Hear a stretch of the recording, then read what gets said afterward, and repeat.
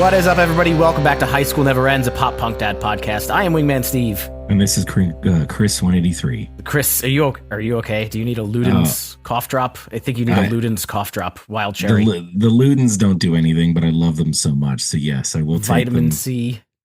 They just taste good. That's all they do. Vitamin C straight to Chris. You gonna be okay to get through this, right?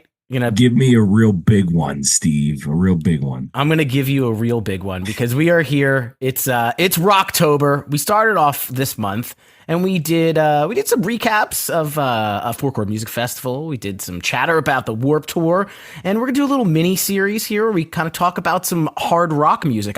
It's funny, I don't know how to define rock music and what really fits into it, other than it's whatever the hell we decide. But when we talked about doing Rocktober, if there's a hard rock band or just something that I would classify as rock. Again, you could put different titles on it, blues rock, classic rock, I don't know, whatever. It's rock that has rocked with me since I was a wee lad. It would be Aerosmith. So I think we're going to have to talk about some Aerosmith, and went back to my childhood and some of my Aerosmith friends, and we got the Cookie Man. We got number one Jersey dad, Angelo. Jello, what's up, man? You're here to chat.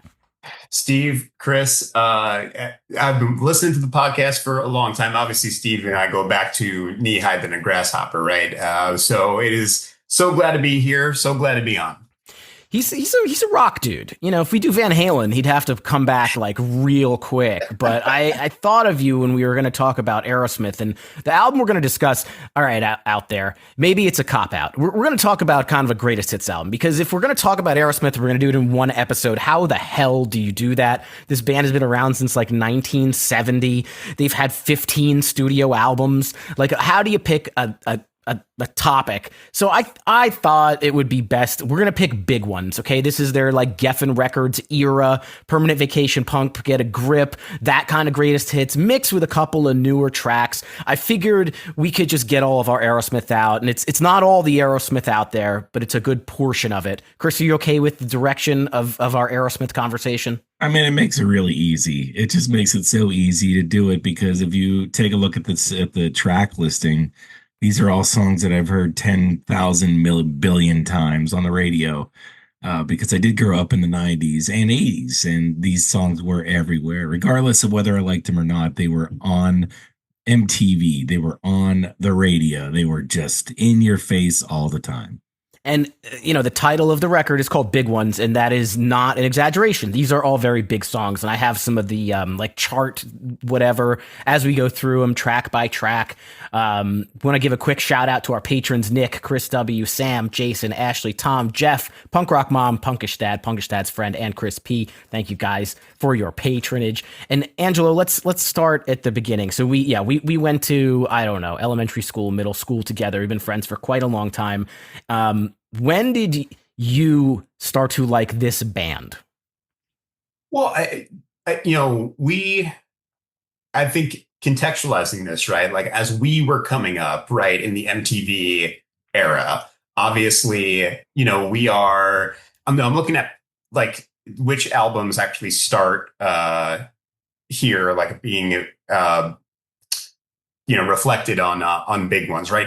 From 1989 to 1994, we are in the wheelhouse of MTV, of MTV, of music videos, right? We are, we are prime right around 10, 11, 12, 13, right? So yeah, obviously, I am seeing a lot of these, songs and music videos, coming up here. And I remember pretty clearly, I must have been in high school or something. And I really wish I could tell you the name of the website and really do a a little bit of a, going back in time here for a minute, but I can't remember the website, but I clearly remember the article and what the gist of the article was. I remember they had this list of biggest sellout bands, right? And I'm big into music at the time. Sell out in a bad way?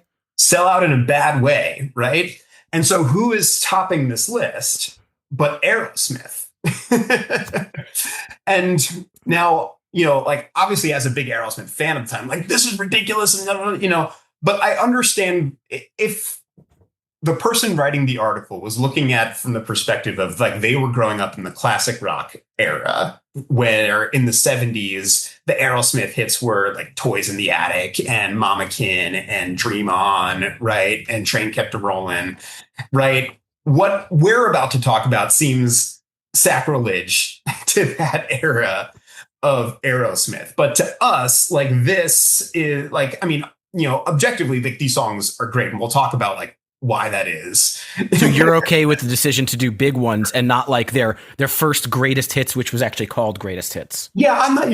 Yeah, I'm not going to be like a Aerosmith truther out there and like all the good stuff is in the like. Look, these are great songs. There's a reason why they're great songs. Well, obviously we'll talk about that, right? But yeah, like I think that this era for some can be seen as like where they went pop in a way, right? Or tried to cater to the pop audience and things of that nature. But like obviously it worked, and like there are so many really good songs on here, which we'll talk and get to. Chris, I have no idea if you even like Aerosmith. I think I just remember you maybe saying that you absolutely hate I Don't Want to Miss a Thing. Correct me if I'm wrong on that. What is your Aerosmith dealio? Yes, that is true. I do. I absolutely think that's the worst song I've ever heard. And I've heard it's like it was piped into my head so many times. So imagine a song you don't like that you have to hear all the time. I know I don't have to hear it, but I was a big MTV guy, in the 90s. So, of course, it was always on. Anyway, I don't like Aerosmith. No, I don't think they're any good. At all? I don't. No, well, let's hold, because I think that there are a handful of songs that they've done that are, to my ear, exceptional. A handful. Everything else, I would just throw in the garbage. And there's a reason why that is. The biggest reason is their style of music. Like, I don't think this is hard rock. I think it's just rock music, but it's very bluesy in nature, and I don't like that. Like, I don't like the blues. I don't like that sound. I don't like that mixture, and it just seems like there's songs that I don't want to just keep listening to. So it's the mixture of that and the fact that these songs sometimes, are like 4 or 5 minutes long. They are long. Too long, too much music that I don't want to listen to. I don't want to hear harmonicas, and I don't care. I do remember you saying that you hate harmonicas too. This is a bad choice. So, when you guys are listening to this music, I'm transitioning to maybe grunge. I don't know what the timing is, but I'm listening to Nirvana. There's I'm listening overlap. to Pearl Jam. Sure. You're listening to this. That's kind of what it was. And like that's what I think is really interesting about like this era of Aerosmith too. Like the songs that were popular at this particular point in time when they were popular, and what other things in rock broadly were getting popular, I think were two very different things, right? I mean, I'm sure we'll talk about this, right? But like, I think that they tried to emulate a style of like arena rock, starting with Pump and thereon, right? That was dying at the time.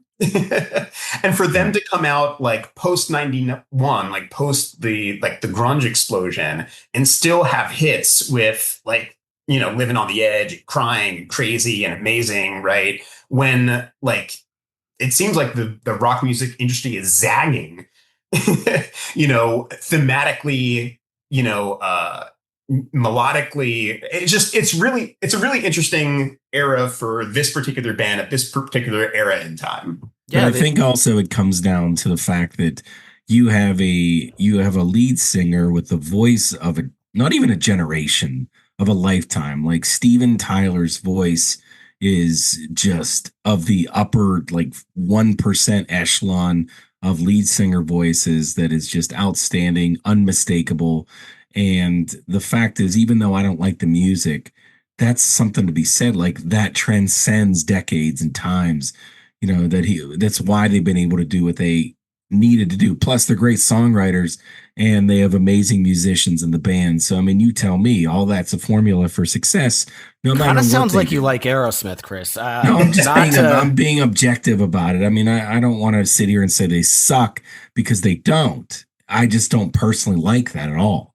Like, I just want to make that clear. I get it. I feel like Aerosmith almost doesn't get like, so. All right, obviously they've gotten a lot of respect in the rock world and in the music business, but they're never really referred when you think about like the best rock bands of all time. Like people are always like, it's the Stones, you know. Of course, the Beatles come up. That's a little bit of a different era, but you know, at this point in time, yeah, the Guns N' Roses and the Aerosmiths are changing and fading, and the grunge and the alternative kind of stuff is coming up.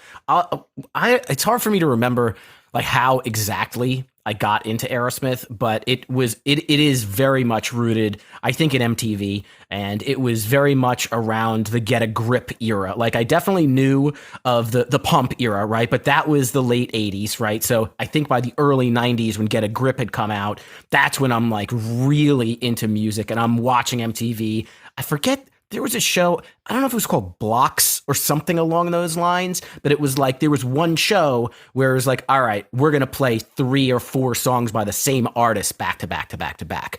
And you can see a whole bunch of different things. And I would just wait for Aerosmith to get on there. And then I would see the older videos, right? Because I knew about, you know, the Living on the Edge and Crying and Amazing and Crazy, the Get a Grip ones, but I didn't know, I was learning still about, you know, the Love in an Elevator and Janie's Got a Gun and all that kind of stuff. So all I know is that this was my first favorite band. When I got into Aerosmith, I got a little obsessed. I always like to collect things and sets of things, whether it was like the toys from McDonald's or then eventually it became music. And I was on this mission to just collect every Aerosmith cassette tape. And I think I got almost all of them. There's a lot. Again, 15 studio albums total, 9 live albums, 15 compilation albums. The fucking record labels just milked these dudes for every penny. And you know that Steven Tyler blew all that money up his nose a million times over. So they always needed money. So they would just take it. But when I got into Aerosmith, I was like, I loved it. I couldn't do the Steven Tyler like macaw, like the cackle thing. I couldn't do it, but I tried, lost my voice. I sounded like Chris probably afterwards. And I don't know. I just wanted to get all into them. They were the first band that I saw live in like 1994. My aunt took me to see them and it was just incredible. Like seeing live music and seeing Aerosmith for your first concert. I thought they were fucking awesome. That was also my first screen name on AOL Instant Messenger. It was Aerosmith 5. It's just ARO, not AER. Someone else had that other one, but Aerosmith 5, may it rest in peace. That was my first AOL name. So it's tough to choose something Aerosmith to discuss. But again, there are maybe your purists and your elitists who are like, why aren't you guys talking about Dream On and, you know, Walk This Way and, you know, Mama Kin and all that good stuff. But maybe that's another podcast where Chris would really enjoy that one too. Dude, yeah, the real bluesy Aerosmith. Well, they also did like with that Honkin' on Bobo thing. That was the more recent one. That was like an actual blues record, not even a rock record. Like an homage to, right, the blues that inspired them. Yeah. Yeah. Can't say that the stuff that was like I liked Aerosmith. I think Just Push Play was, I think, where a lot of people maybe dropped off that wagon, the Pink song or whatever. Right. I actually thought that, you know, 9 Lives, Just Push Play, I actually think they're pretty solid records. Haven't looked at any of the stuff after that. Yeah. No, 9 Lives is one of my favorites still. I don't know where it ranks up there, but there are a lot of really good songs that I love off of that album. You guys have a favorite album? It's hard. I probably would have to go with Get a Grip. I don't know. It's funny. Like, I mean, Big Ones was my introduction to it was the first Aerosmith album I owned, right? Because again, the trifecta of the music videos, Crying, Crazy, Amazing, like Reach the Silverstone ones, right? So that's when I'm getting into Aerosmith, and then the compilation album comes out, right? And so it's got all the things that I want on there. So when I think of like the Aerosmith album I've probably played the most, it's probably Big Ones, right? But like of their studio albums, albums, yeah. I mean, like 9 Lives has definitely got to be up there. And of their older stuff, I mean, Toys in the Attic. It's Yeah. also a really good album, but again, you gotta. I don't want to say it's like listening to two different bands, but clearly, like tonally, thematically, they're two very different versions of the band that you're getting. It's also they've had so many hits over so many years that Yeah. at least for me personally, it is hard for me to take anything that's before this big one's era, right? So anything pre-Permanent Vacation, and to ask me to identify an album based on all of the like the single tracks would be kind of difficult for me. Like they have so many hits that I kind of like those early ones. I know most of the hits and not so much of the B tracks. Right. Right. No, exactly. Well, I mean, I know, like, again, Big Ones was like probably my introduction into the band. And then from getting into their greatest hits album there, I'm going back, right, and trying to listen to all because look, I mean, some of this stuff is coming out before we were even born, right? Oh, so, yeah. But then after that, the easiest place to go is the Aerosmith Greatest Hits album, Yes. which is like their first kind of compilation. I believe that was Columbia Records. Right. And that one has so many classics on it. But again, I can't necessarily identify like, okay, on Gems, the tracks that the average listener doesn't know, like I don't really know them either. Right. Yeah. No, I mean, like the albums that came out probably in that like early late 90s period, and including like Just Push Play. Right. Yeah. I mean, like Nine Lives is, is really, really great. I mean, I love that album. Yeah. Chris, do you have a favorite? I do. Pump, to me, Pump's the best. And I think that it's just because it's just a little bit different of a sound on that album. And it's the sound that I like. It's the Aerosmith that I grew up, I guess I would say I grew up on, because this is the tape that I remember my dad listening to in the car.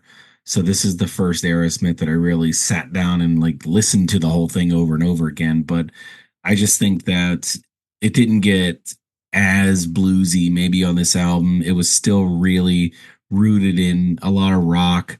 And I thought the songs were great on this album. So I don't know. Like, obviously I was immersed like you guys in the Get a Grips and the Nine Lives era, but none of those ever eclipsed what I thought of Pump.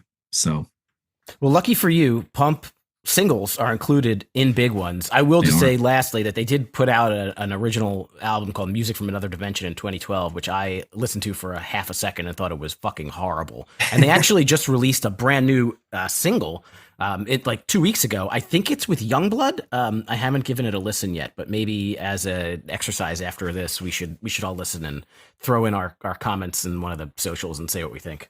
Yeah, yeah. I mean, when it comes to what Aerosmith is up to today, right? I mean, I had assumed that because they had canceled the remainder of their tour, that because of Steven Tyler apparently not being able to like sing, perform, right? Yeah, but there's also now putting out new music. So someone who knows more than me is probably gonna have to educate me on that one. I was really mad about that final tour because it was supposed to come to Philadelphia. It was supposed to come to the Wells Fargo Center. The tickets were released on my birthday, and they were supposed to go on sale at 10 a.m. And I got into a virtual queue on my cell phone at about, 9:40 a.m. I didn't actually get into purchase tickets until about 10:40 a.m. So about 45 minutes after they were publicly on sale. And the only tickets that were available were $300, and they were behind the stage. Yes, and I was like, I would love to see this last tour, but are you kidding me? I have limits and a family. I'm not spending $300 on a ticket to be behind the stage. I was in the same boat. I'm like, all right, if this is really the final tour, let me get out there and actually see them. But yes, to be 300 level next to God behind the stage, like, I don't know. It seemed like a lot, and whatever, it didn't happen anyway. So maybe it was canceled. It was all good. But Angela, so growing up on Long Island, I believe the lore between the two of us is that we went to the same, I don't know if it was one or more than one, but we went to the same Aerosmith shows, but not together necessarily. So you went, was it 98 Aerosmith and Fuel?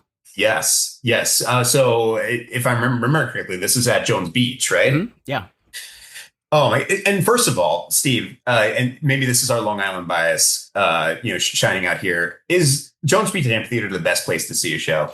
It's a very, very nice amphitheater. I haven't been there in a long time, and I think it's changed names a million times. But what I used to do is usually big bands would play more than one night in a row. So like I would go one night and see the show, and the next night you can just sit on the bay and like Yeah. not even go in the venue, but listen to the whole thing. So I think I did that a couple of times. Yeah, I mean, again, maybe this is my bias kind of shining through, but to be able to, be in the be in your seat, see the band, see the Atlantic Ocean in the background.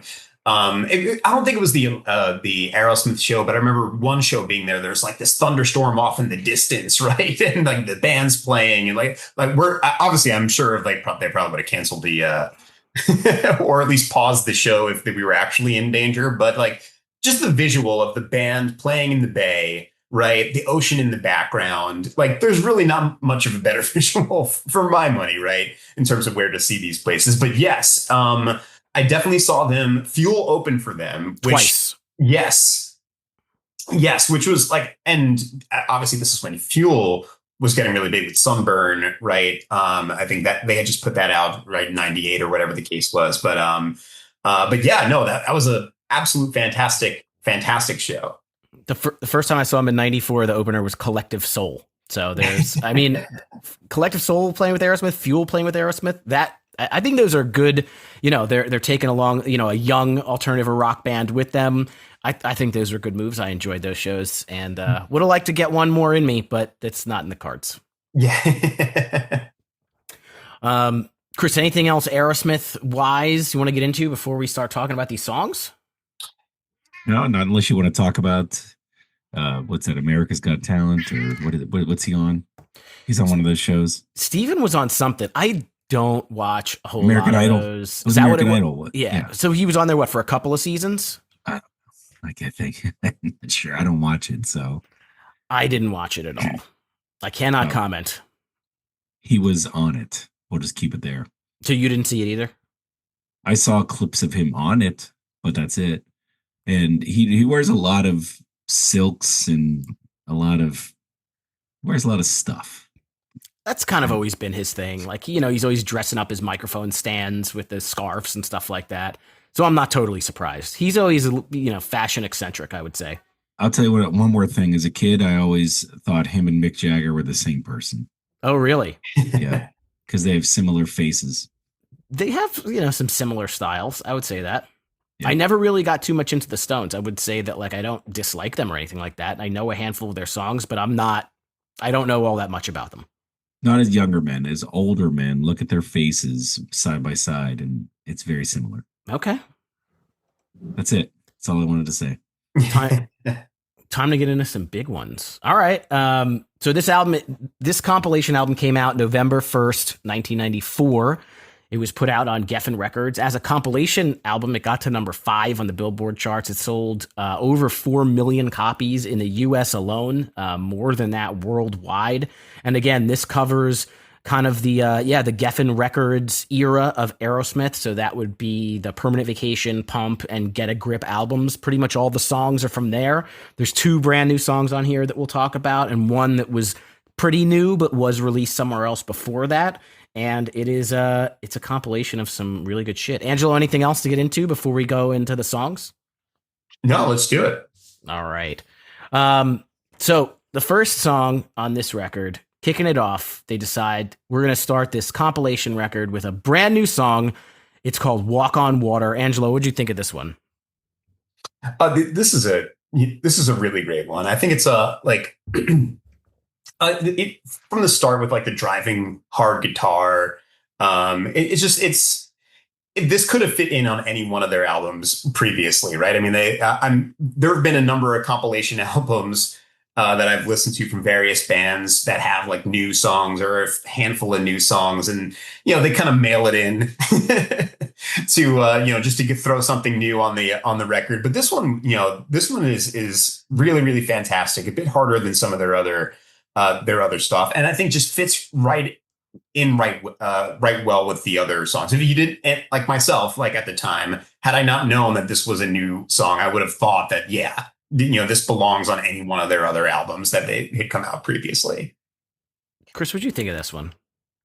It was fine. I mean, it was 5 minutes, almost 5 minutes long, and it's an Aerosmith song. So I really didn't go into this big ones exercise wanting to hear new Aerosmith stuff, unfortunately. Again, not being that big of a fan.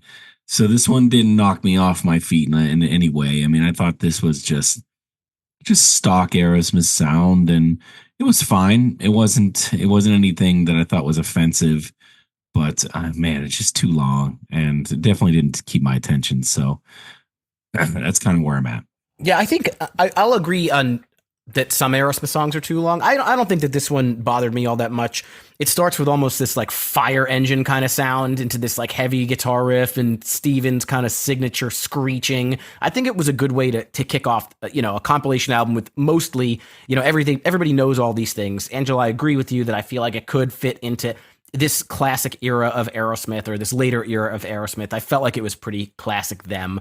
The verses, somewhat strange. They're not like saying too much. And Steven Tyler, he's been on Howard Stern. He's talked about this. If you like look into their lyrics sometimes, like he doesn't even know what the fuck he's talking about. Like they'll come up with a good tune, they'll come up with a good chorus, or they'll come up with a concept. And then he just throws in like whatever. Like it doesn't really have to match the theme of the song. The cook's in the kitchen hiding the spoons and winking at witches and howling at moons. Like it's really just nonsense lyrics. It doesn't mean fucking anything.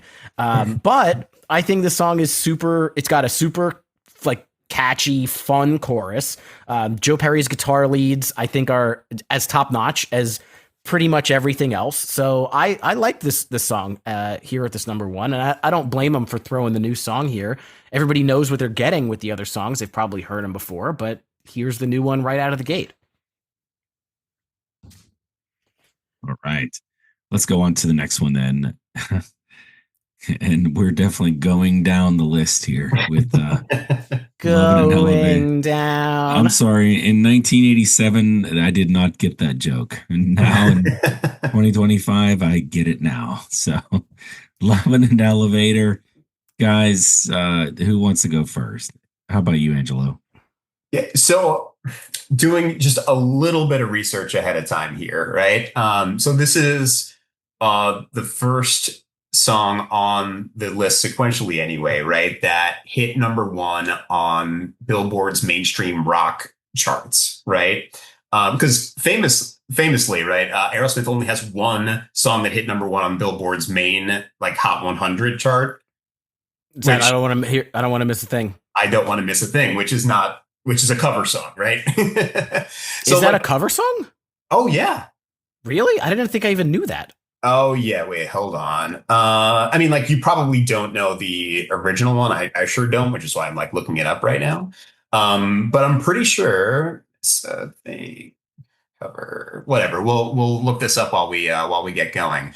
But yeah, I don't think that is their song. So somebody can fact check me, but I'm pretty sure that I'll look it up while you talk about Loving an Elevator. So but yeah, I knew, or at least I thought I knew, right, that they only had one Hot 100 number one song, and it was not like their song, right? So I wanted to see, like, all right, well, did they have any other songs in like either the top 10 or like what hit in like number one on the mainstream rock charts, right? So Love in the Elevator was like one of the first, I think the first of their songs that ended up on the mainstream rock charts.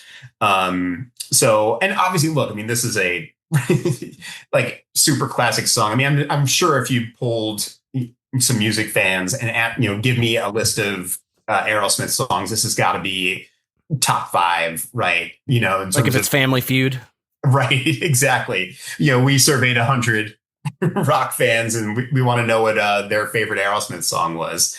But yeah, so I mean, really, really, obviously, super iconic song and really belongs here. But interesting that it was like their first like number one on the mainstream rock charts. Now I think that those charts only go back to 1980 or so, but still that includes Permanent Vacation, Done with Mirrors, some of their albums prior to that.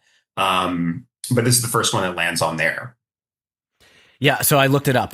So I Don't Want to Miss a Thing is not a cover song, but they didn't write it. Diane Warren wrote it. Somebody else wrote it, and they just performed it. Got it. not the original, not the writers. So in terms of Love in an Elevator, this one I like the fact I find the verses, they're at least kind of telling a little bit of a story, right? It's not so much of that nonsense thing, and you tie that in with the whoas and whoa yes. I feel like the song is super fun. I do love the double entendre of the living it up when I'm going down. Although Chris, you're right. When I was 10 years old, I probably didn't understand it at all. I watched this video and it was probably above my head.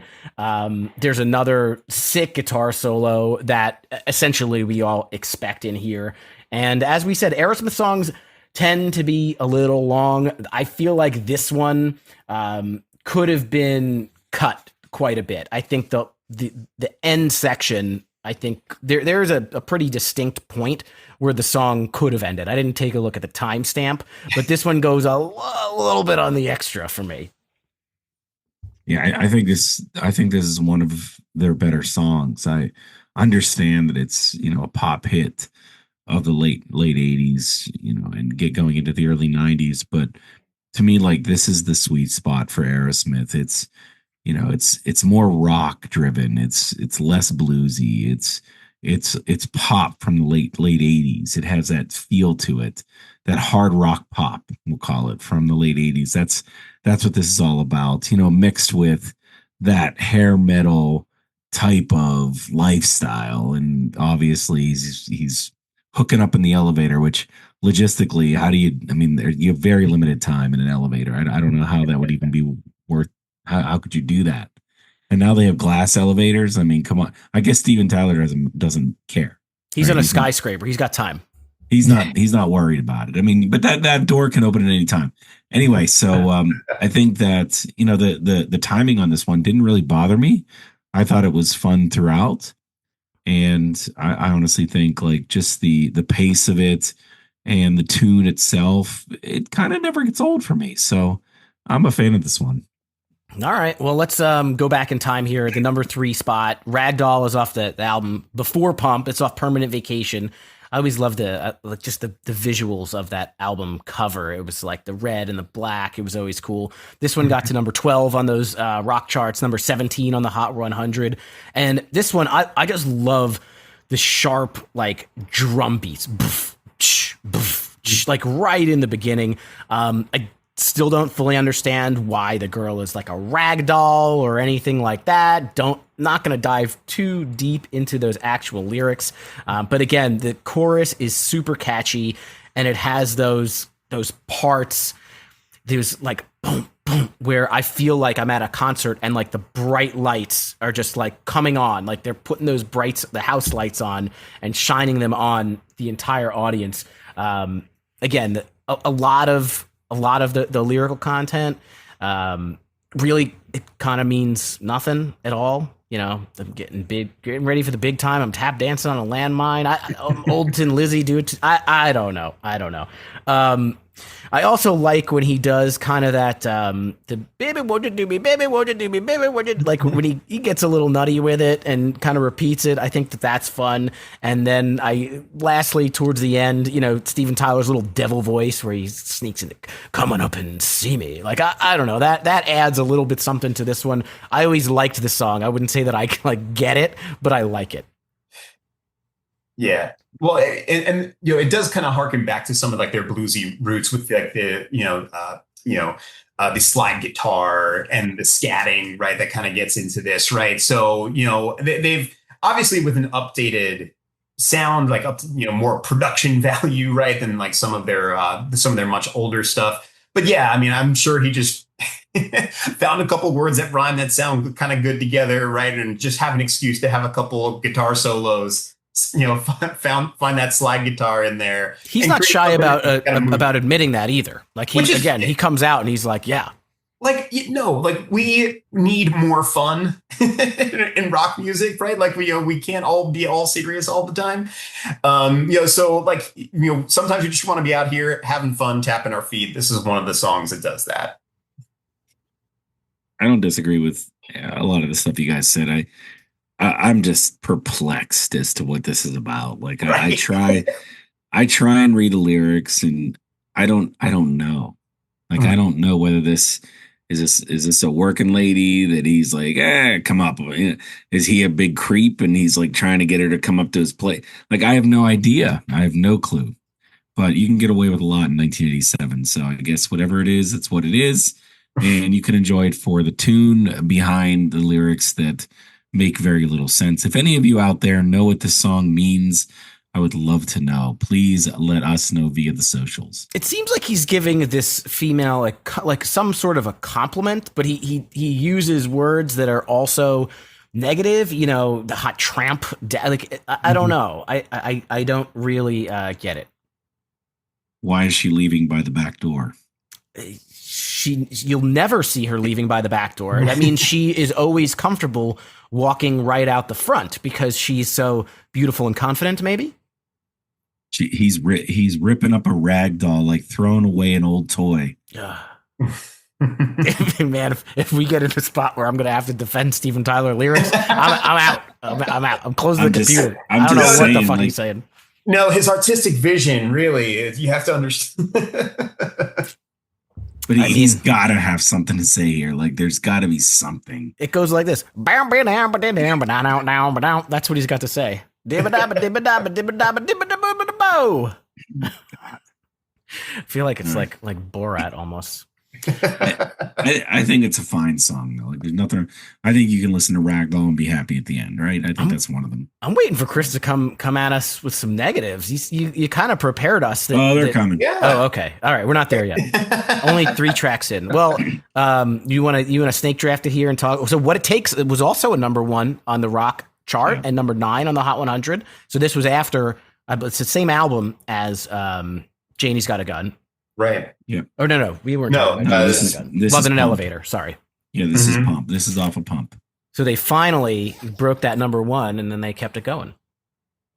Do you guys think this is bluesy in nature? Do you think this song has that blues sound? No.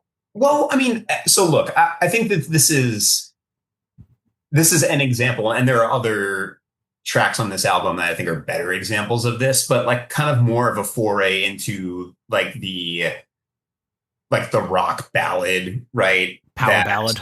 Yeah, like your power ballads that like your Bon Jovis and your hair metal guys, right, are famous for. That, like, I think pretty clearly wasn't really present in a lot of their earlier stuff, but like clearly is very present in like their Geffen stuff and everything from like Done with Mirrors on.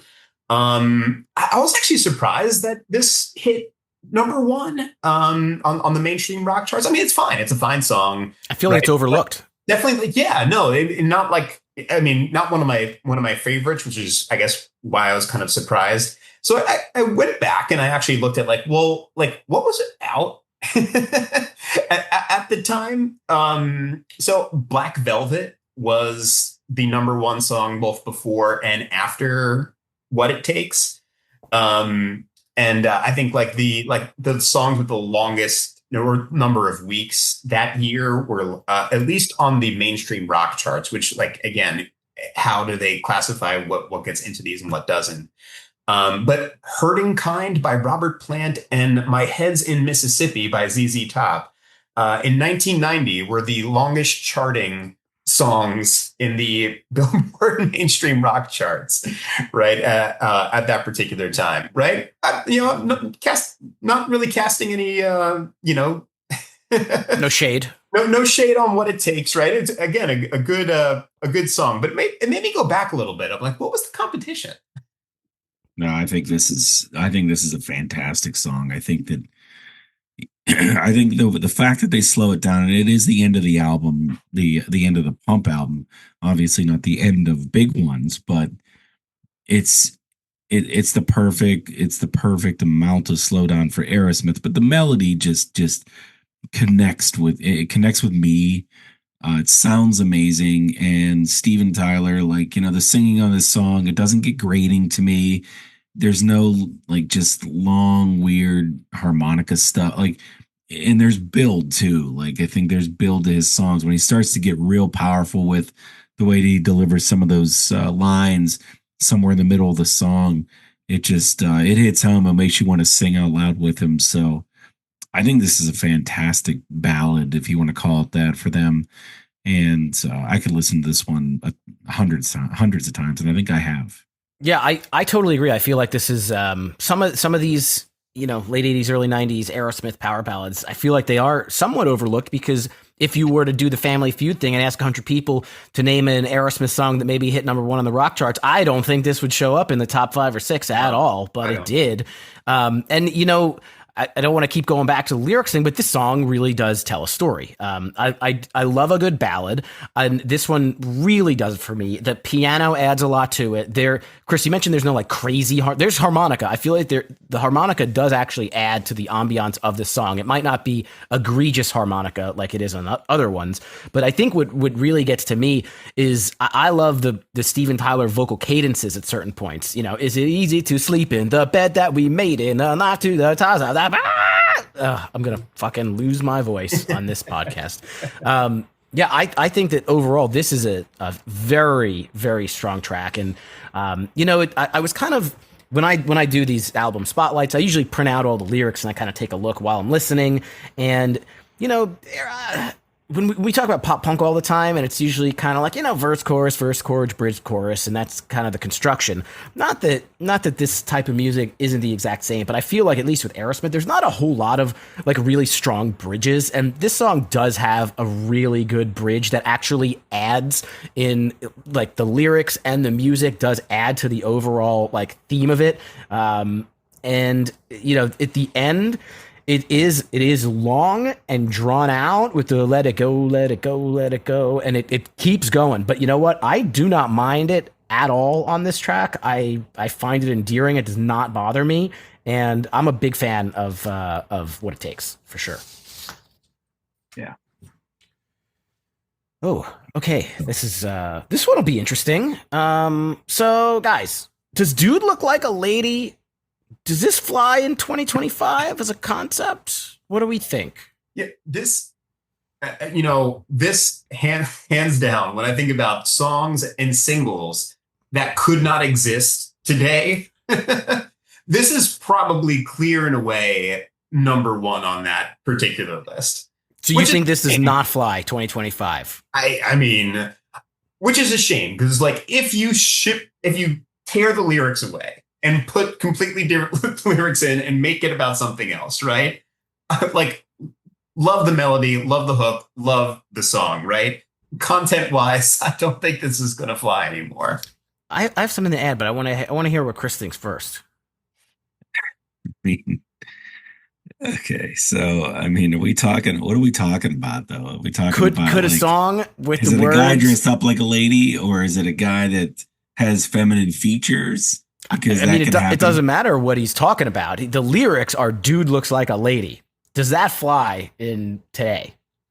I guess that depends on the context. I don't know. I guess if you do it just right, maybe.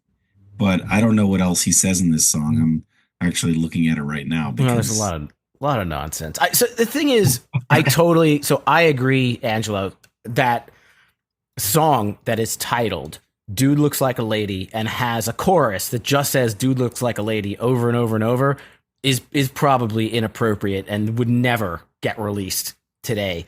But the thing is, when you kind of dive into the things that he says or doesn't say, like there is absolutely no negativity on the fact that this dude looks like a lady. And I think that the overall vibe of this song is really that one line, like, don't judge a book by its cover. Like, so the dude looks like a lady is not a negative thing, but I still don't know that it would fly kind of coming out, like saying that over and over and over. I don't know if that makes any sense.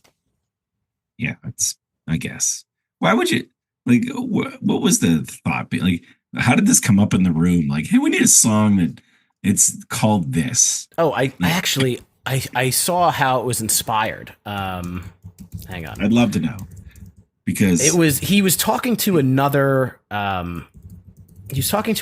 like rock musician. It was inspired by a humorous incident. Oh man, this is AI, so I don't know if the Aerosmith song "Dude Looks Like a Lady" was inspired by a humorous incident where lead singer Steven Tyler mistook Motley Crue's lead singer Vince Neil for a woman at a bar. Yeah. The phrase "Dude Looks Like a Lady" was coined by Tyler's bandmates and eventually became the core idea for a song co-written with Desmond Child. So Yeah, I said that. That's what I So said. that, I mean, but then apparently the song features. is about a man who falls for a stripper only to discover that the person is male, but decides to pursue the relationship anyway. You know what? Wait a minute. So there's some Hold positive on. spins behind this. That's right. No, just time out on what you just said. I read too fast.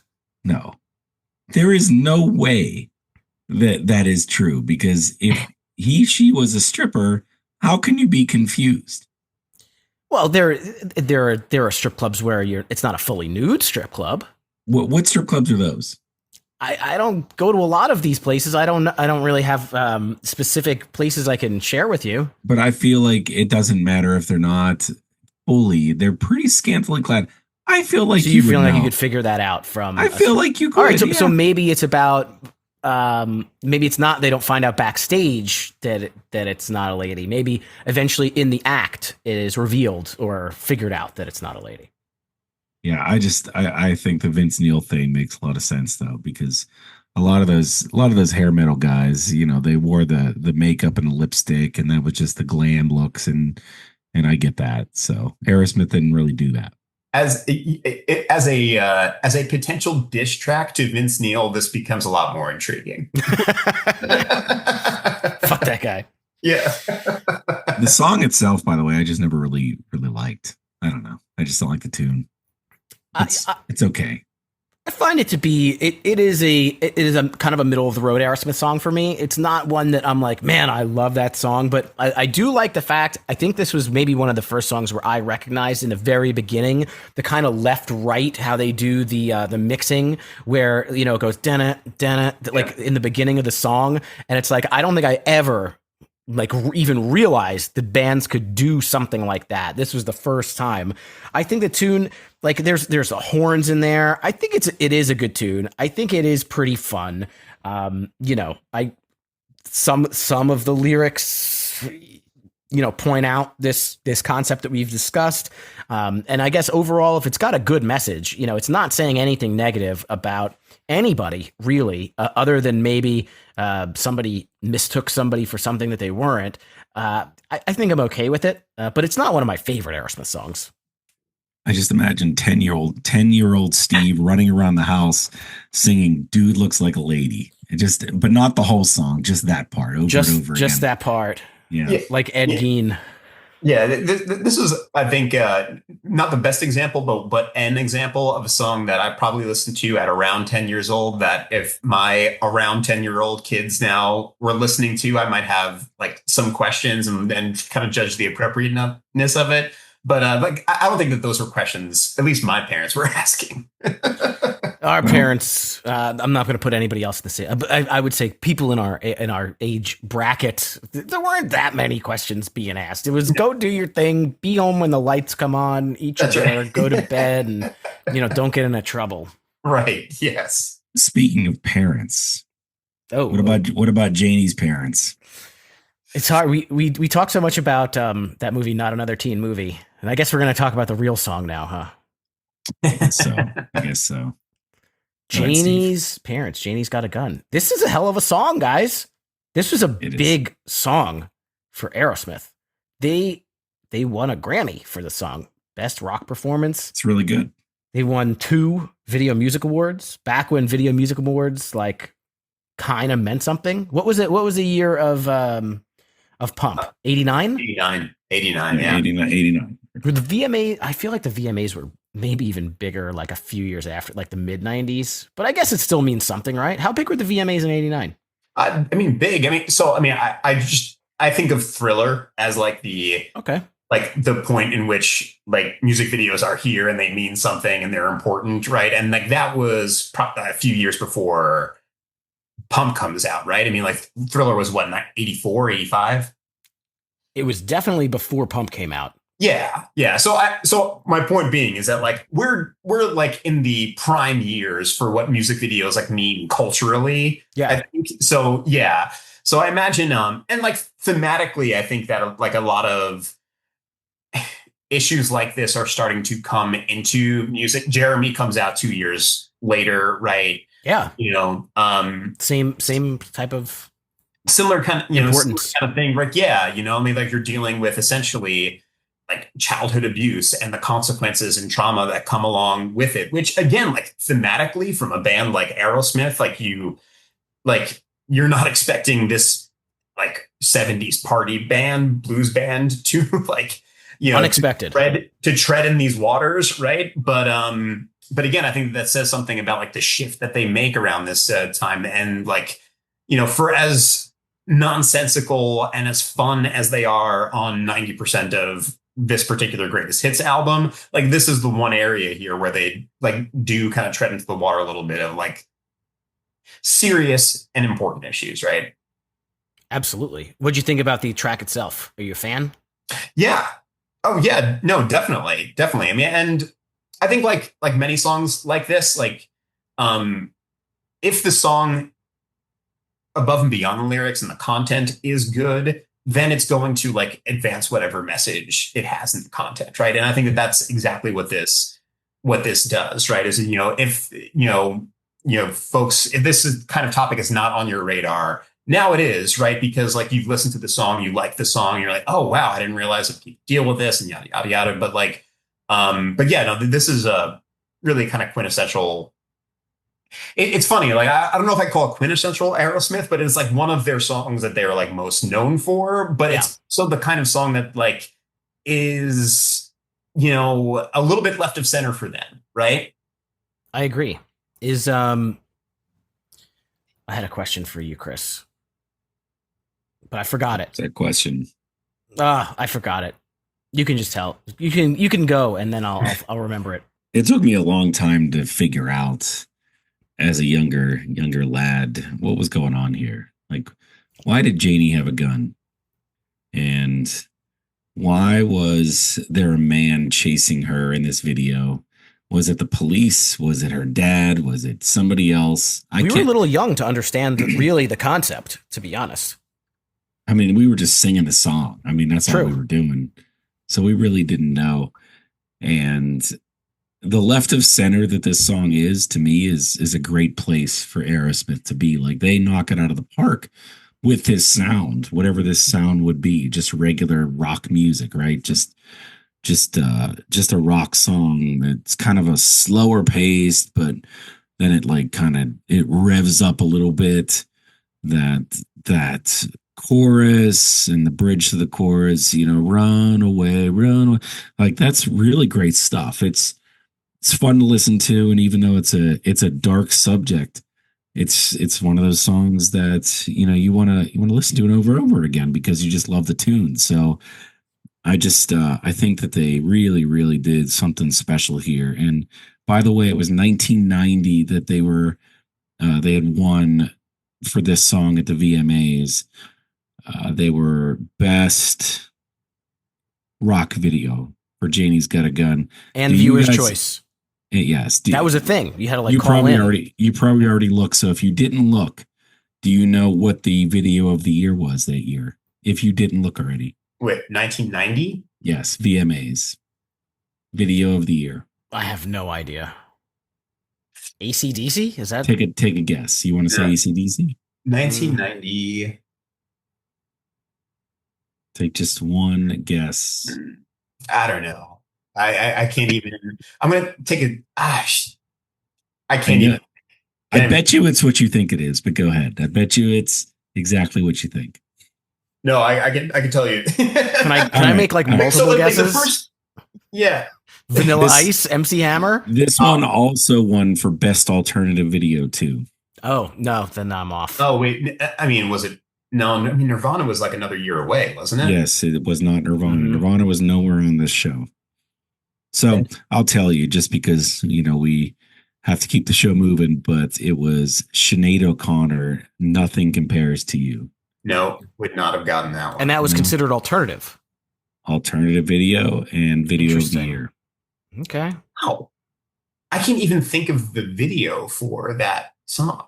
I just think about what it's just her face. It's just her face. Right. And that's when she shaved her head. It was that time frame. Got it. My question that I forgot, Chris, I think you kind of answered already. I was going to ask, like, do you think, like, what is this song? Is it just like a rock song? Is it like a power ballad? Like, could you classify like what type of song this is? I think because it's just a rock slow-ish, You know It's what too it much. is? It's like it fits right where it belongs. It's a late 80s rock song. It fits into that, like, I don't know, like Van Halen type of slower rock. It's not a ballad because it's power rock, right? It's like that type of thing, but it's just perfectly placed. So, you know, Yeah.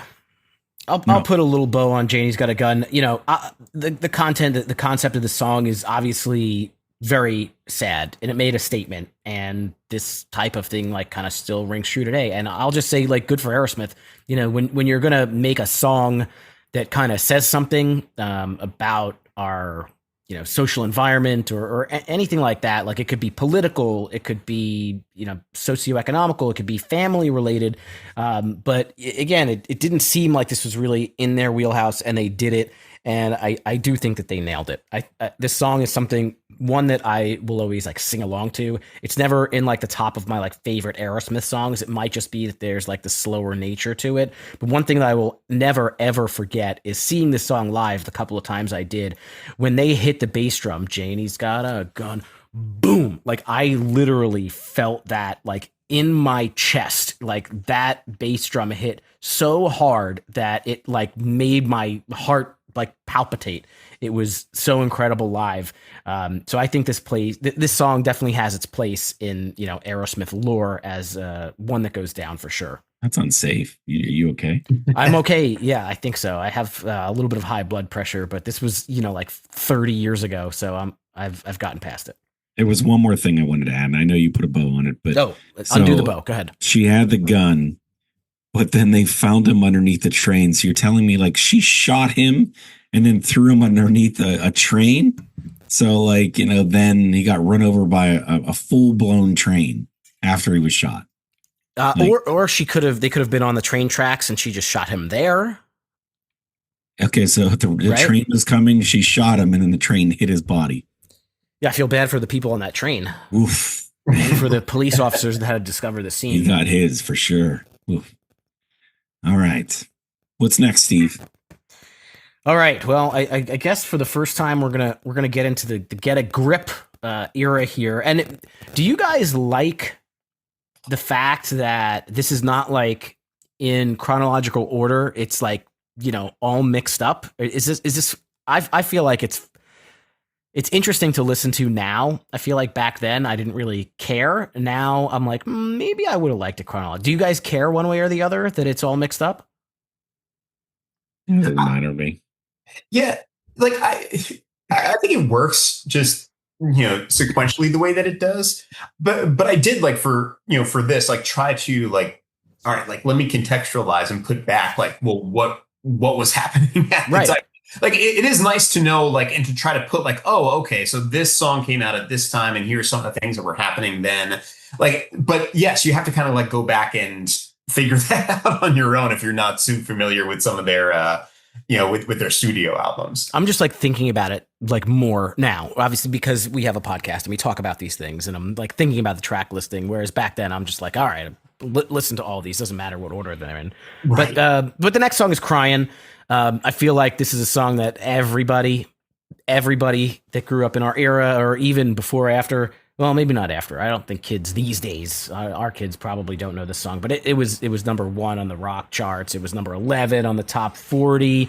It won VMA for Video of the Year. It won the Viewer's Choice. It won the Best Group Video. Like, this was a huge fucking song for Aerosmith, like, no doubt. And I said it a little bit, but for me, the Get a Grip album was kind of the height of where I really got into Aerosmith.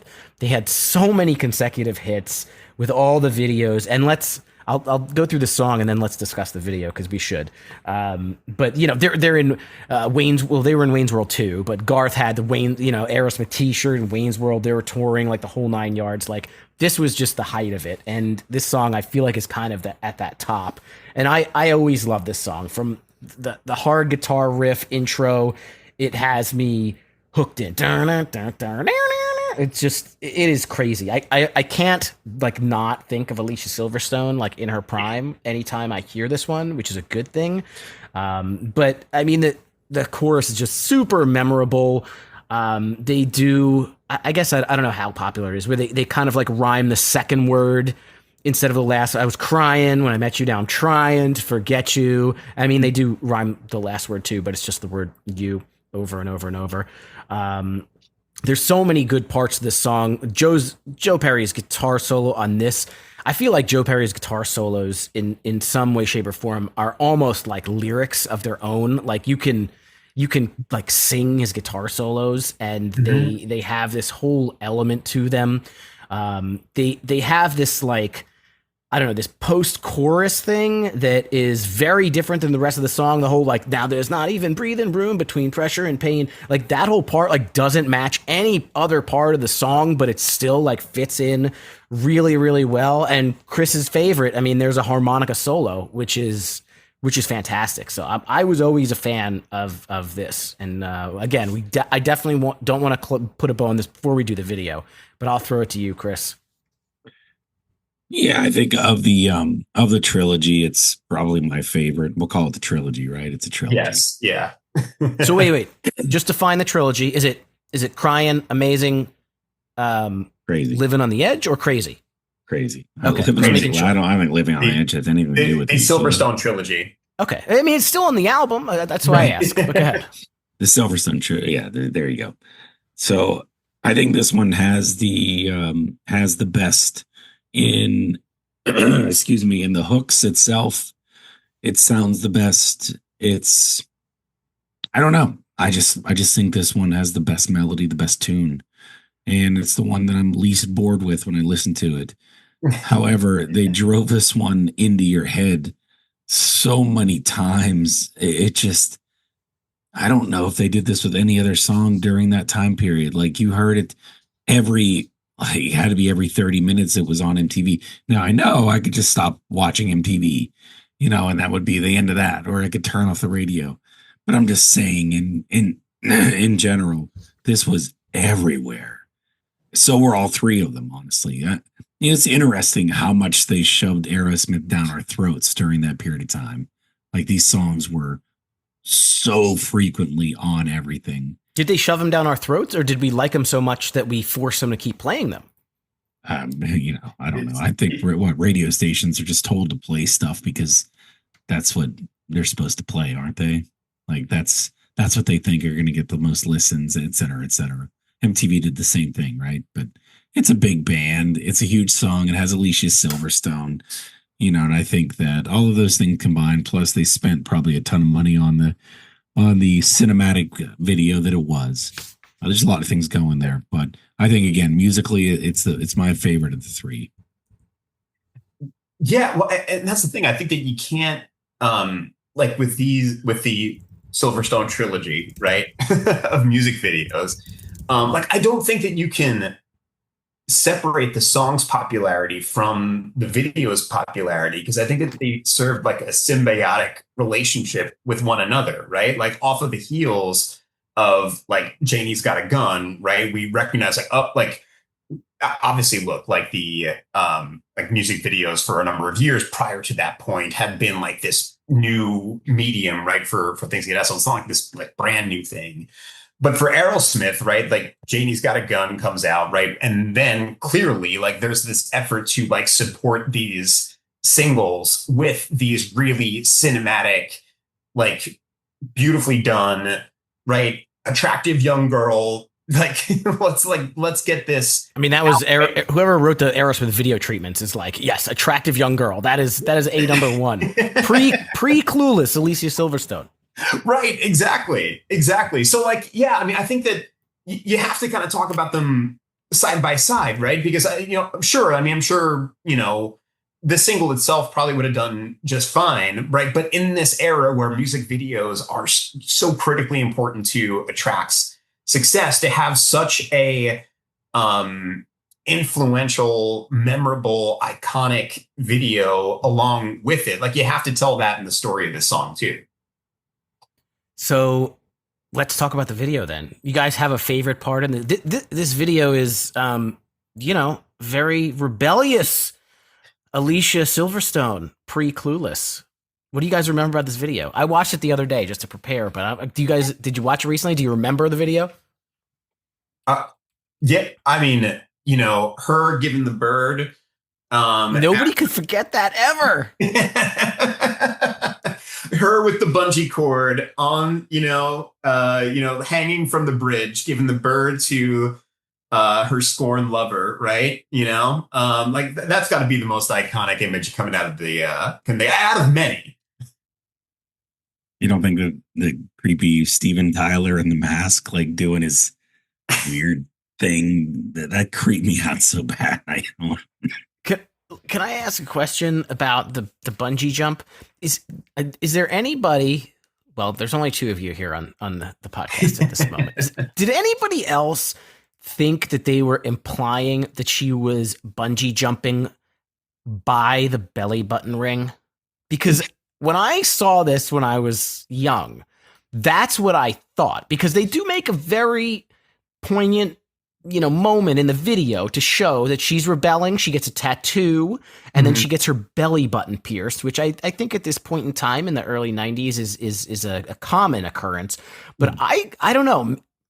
For all these years, I thought that she was bungee jumping and getting caught by the belly button. And I was going to be like, that is not physically possible. And then I rewatched the video and I'm like, well, they don't really imply that. Did anybody else think that, or am I just crazy? No, I have a clear memory of myself. Like, my what is this, 1993, my 10-year-old brain trying to wrap myself around like how they're doing this and like what all of this means. Yeah, I'm pretty sure I had the same thought. So you thought she was bungee jumping and catching herself with the belly button?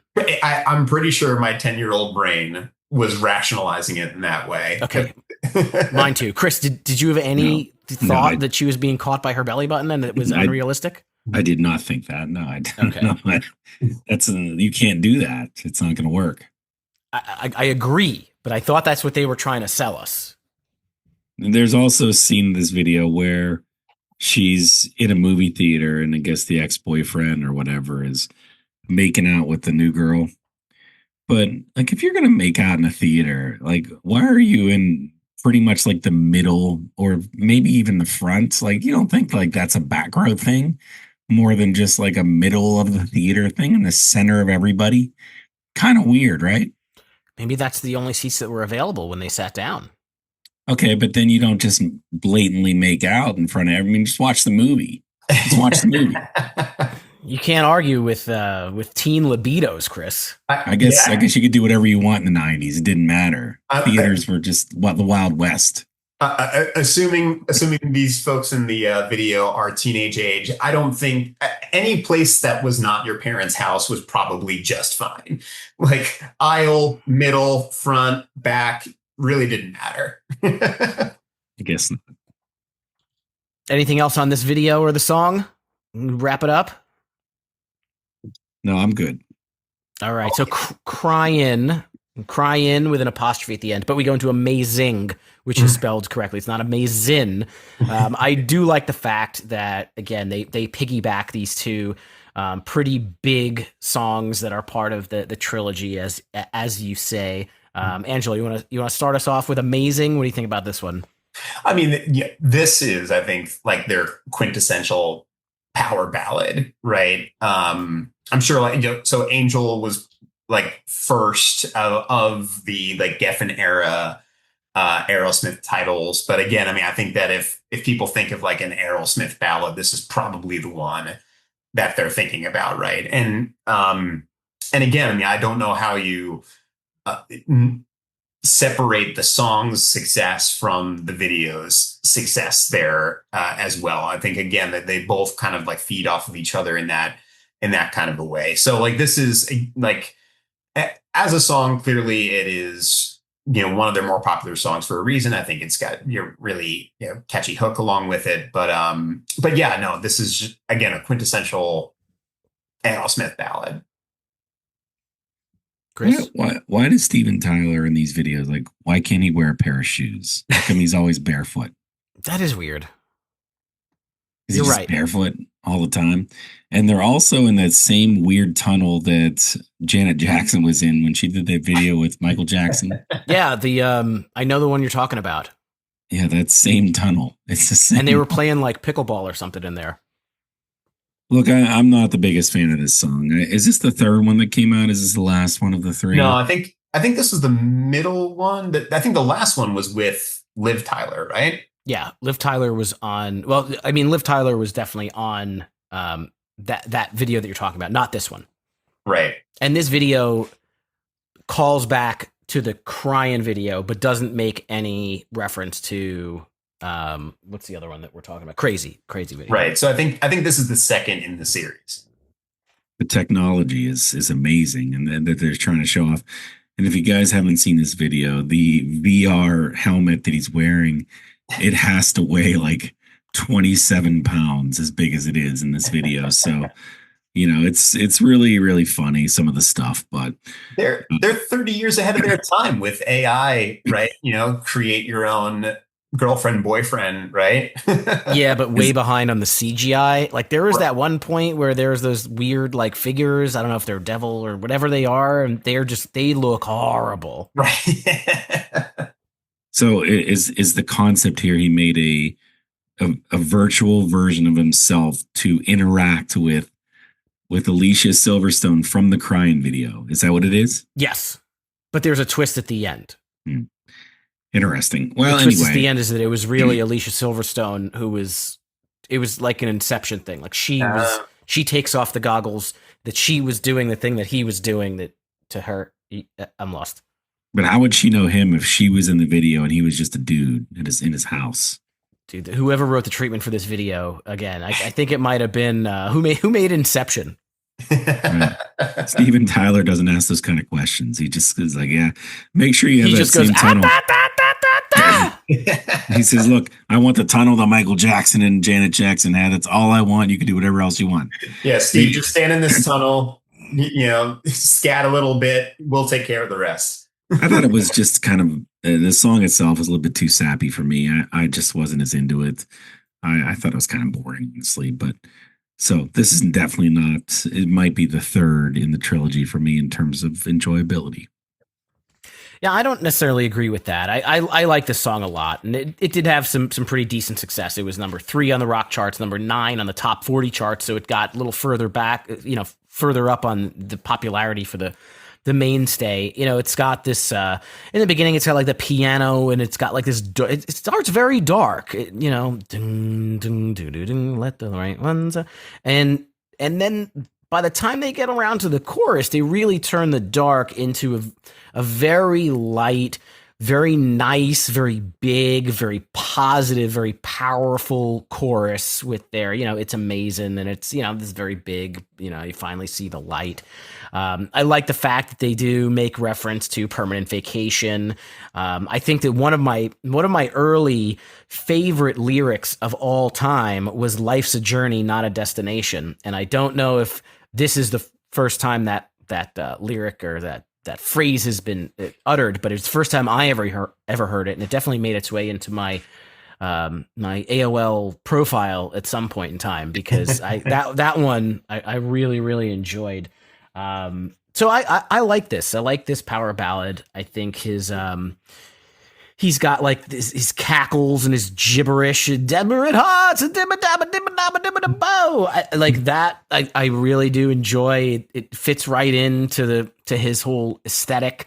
The video, watching back on it now, like it's ahead of its time, and it's equal to its time when you kind of take a look at the technology and the way that the video computer, like the concept of it was ahead of its time, but the execution, they could only manage what they had in their pockets at the moment. But it was a fun thing. You got them surfing on, what was it? They were wing surfing, or they were on a plane, right. On that propeller plane. Yeah.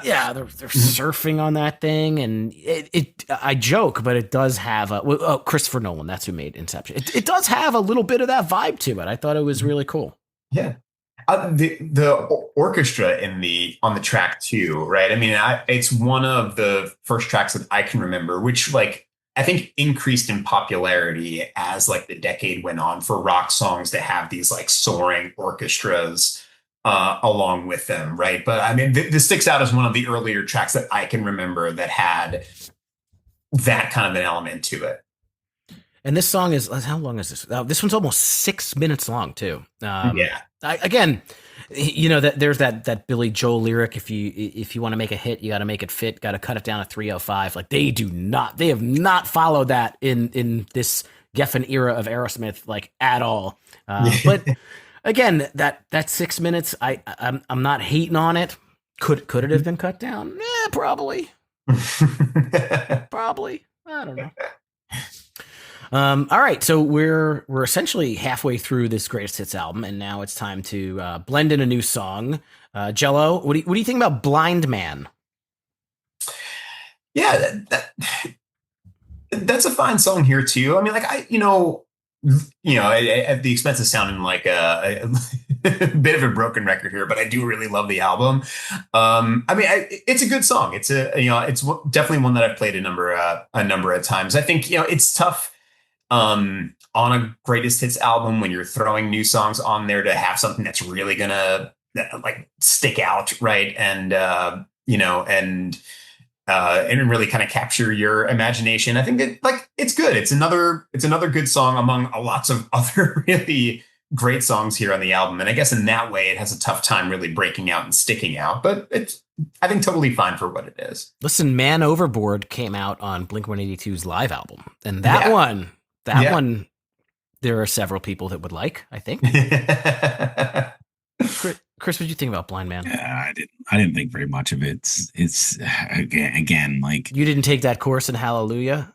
I didn't. You didn't go to night school for Die Bluesa? Dude, no. One of those things. A course in Hallelujah, and I heard that. I'm like, oh my god, do I have to listen to the next 5 minutes of this? Like, forget it.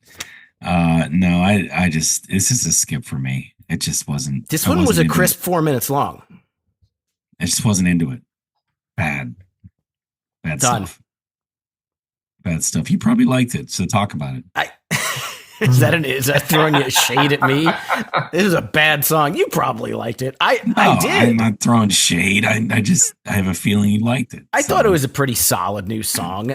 It's got a very good pre-chorus. It's got a good chorus. I think that it does have some good sing-along ability to it. Again, the bridge I really like. The bees chase honey, drink all the flowers dry. It means nothing. It is nonsense lyrics. If you look at this bridge that I'm touting is good. The bees chase honey and drink all the flowers dry will be saving us a little money. And if that don't do it, then I know the reason why. Like none of this means anything about meeting a blind man who taught me like I don't understand what the fuck he's like actually talking. This song does not make one lick of sense to me. But again, I can sing along to it. I enjoy the tune, so I'm cool with it. I like it a lot. Maybe he's a beekeeper and he's saving money on honey by harvesting his own honey from all the bees that he has in his backyard. I mean, is the blind man the beekeeper or Steven's the beekeeper and he met the blind man?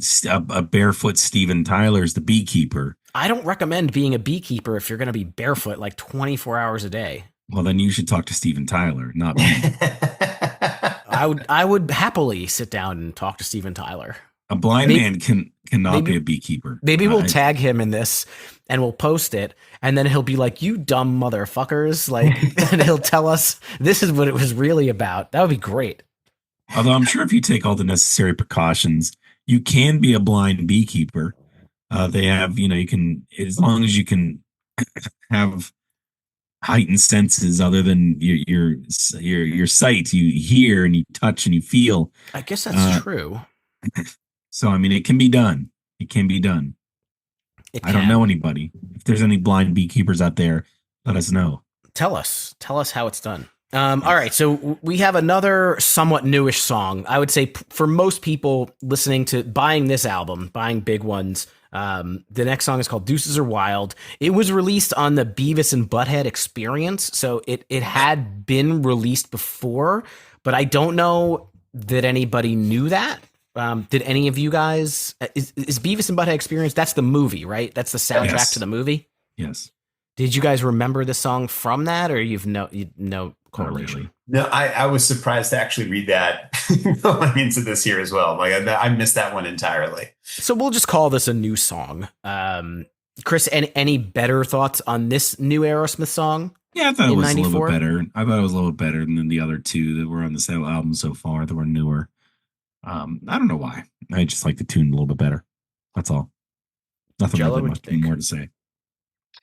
Yeah, I mean, it's a good one. It's I think a nice mix of like that newer Aerosmith ballad that's like here like in that era, but also I think it notes some of like their like bluesier rocky roots. So I think like this song kind of straddles both of those lines where your verse is more ballady, but then it gets a little bit more bluesy and rock right towards the chorus and other parts of the song here too. Yes, this worked out pretty well for me. Yeah, I mean, the term I put toward it is that it sounded a little like softer and floatier than some of Yeah. their, kind of their harder, their rockier stuff. A lot of, quick lyrics in the chorus, which I like. There are some questionable or quirky lines in this song. I've been loving you since you was a child, girl. I don't know about that one. At one point, he's talking about screaming, "Mama's little baby loves shortening bread." Like I don't that whole part. I don't know. I don't know what the fuck that is. He woke up when someone slammed the door so hard he fell out of bed, screaming, "Mama's little baby loves shortening bread." Yeah, I don't know. The song ends with the chorus repeating it like 6 times. Yeah. Little excessive on that end, but again, I think if you're just listening to this record and kind of singing along, I think this fits as a decent Aerosmith song. I don't think this one would be released if they were to re-release, which I'm sure they did, another greatest hits down the line. I don't think Deuces Wild is gonna be on it, but it's fine enough for an extra track here. Yeah, probably timely given the release of the album, right? But not something that's going to make it another greatest hits album. Yeah, I don't know necessarily how it fits on like Beavis and Butthead either. It doesn't scream Beavis and Butthead to me. Beavis and Butthead seems a little more like rocky rock rather than the floaty bluesy rock, but maybe that's just me. Yeah, it was just the time. This the timing, I guess. And Someone they just were paid Aerosmith to put it on a record, and they're like, it meant "Yes, I need money for cocaine." It's right. Makes you want to go back to that movie. I'm like, well, where was this in the movie exactly? Like, where did this fit in? It doesn't even necessarily mean it was in the movie. Probably not. It Yeah. might have been. I haven't seen that movie for many years. I'd have to go back and watch Beavis and Butthead to see if they thought Aerosmith sucked or if it rocked, because they would tell you that. You're right. I feel like they would think Aerosmith rocks. Probably. Probably. Winger got the most, razz on the Yes. show. Yes. Oh yeah. Oh yeah. Well, Todd was wearing a winger shirt, so Yes. if you remember Todd. Yep. Yep. All right, let's keep it going. We got the other side. We're back to Pump, Chris. That means you go first. This song's great. This song's amazing. Like this is just first of all, like this is an upbeat. This is this is an upbeat rock song that has an amazing tune to it. And you talk about like the energy here and the sound once again that I already kind of alluded to during that time period for them during Pump. It's just like one of those just perfectly placed rock songs that get you energized, right? I think it has just that perfect everything tempo, sounds like Steven Tyler just knocks it out of the park here too. So I think this one is definitely one of the standouts. What do you think, Jello?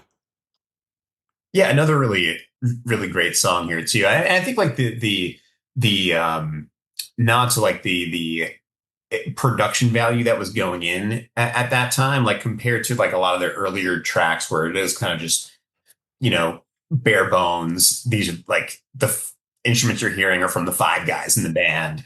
like here's another example. Like the other ballads have like again these whole orchestra pieces, right? That are in it, and here like the other side, even like this upbeat song now has like this whole horn section, in it here as well. But I think it does like a really good job, and I think it fits like the bluesy, vibe of the band to have this really upbeat rock song, but also like have this like really cool horn section, in there as well. But like really good, fun, upbeat song for this one here too. Yeah, I like this song. I was actually a little surprised to see like how well it did. This one also got to #1 on the rock charts, #2 on the Hot 100. It won the VMA for best hard rock video. So I mean, I don't think it's a bad song or anything, but I'm kind of just surprised at how well it did. Because again, if we're playing Family Feud, I don't think The Other Side is a song that anybody would be like, oh yeah, that's in my top echelon of Aerosmith tracks. But I agree. About that. I disagree. You think so? Yeah, I disagree. I don't think this one makes it. I feel like all the other songs just overshadow it, maybe. And that's again not saying that it's a bad song by any means. I think that it's a pretty good song. I enjoyed the verses. I enjoyed the chorus. I think it's pretty decent. And that's the thing. Like I do think like this era of Aerosmith is so much like I don't want to say like defined by the music videos that accompany it, but I was surprised to learn that like Crazy and Amazing did not hit #1 right on the mainstream rock charts, right? And like and I think to myself, I'm like those are really two iconic songs, but why do I think of them as iconic songs? Probably because of the music videos. Yes. Yeah, for sure. And again, like what was out at the time, what competition was there, right? I mean, like those are other things that I don't have like immediate like information on here, right? But like it's interesting to think of like what I think of as like again quintessential Aerosmith songs of the time, at least like from a commercial success perspective, right? Like didn't have that commercial success as singles, even if like the videos had critical success, right? And the albums or the singles themselves had their own kind of critical success. I think it goes back to that, just that late '80s sound that Pump had with a lot of the songs on there. Yeah, there was traces of the bluesy stuff too, but I don't know. There was just something about that was special that to me eclipses a lot of the albums that came out after it. So that's why I definitely would put Other Side in that upper echelon. And I would imagine there would be a lot of people that would agree. But we'll have to talk to them. Sound off in the comments. All right. Well, we're back to finish out the trilogy with Crazy. Jello, yeah. you want to get on this one? Yeah, this is a fantastic song. Obviously, like slower song for Aerosmith. It just has like a little bit more of like that chill kind of plodding vibe for them, right? And again, like I just think again, when I think of quintessential Aerosmith songs, like I think of this along with Crying, along with Amazing, right, of that era. And again, so much of that is due to the music videos, and like just how they really promoted like the popularity of these songs, at the time. But clearly this is, I think, one of their better songs overall. And so if you think about the Grammys, right? So when the Grammys hit, like all of the singles from a particular album go up, I guess, in the same Grammy cycle. And this won the Grammy for Best Rock Performance. It only got to #7 on the rock charts and #17 on the Hot 100. But I mean, I guess that I don't know if it's the top tier, but whatever. Like the Grammys are probably the biggest music award show, and they awarded this with the best rock performance. I mean, I think the start of this song is something that I have never heard probably before or after. I mean, it's almost like it's like a Steven Tyler version of rapping in some sort of way. He's just kind of song speaking this kind of story, and he's talking so fast. You drop me off the wall, when you make all that's a trick, put me like it's just so different than anything that I had heard before. The harmonica is very prevalent in this song, which adds to kind of the blues rocky type of vibe. I find the chorus is very very good, but it's very, very simple. I go crazy, crazy, crazy for you, baby. You turn it on, you're gone, you drive me crazy. This is a song that I feel like it might have benefited from a shorter runtime. The song is very long. If I were to, let's see, look it up. 6 minutes and 13 seconds. Yeah, 6 minutes and 13 seconds is. Oh wait, it says 5:16 on Spotify here. 6:13 is the video. So it was the video. Oh, there might have been some extra stuff in the video. Spotify has it at 5:13. Regardless, there's still.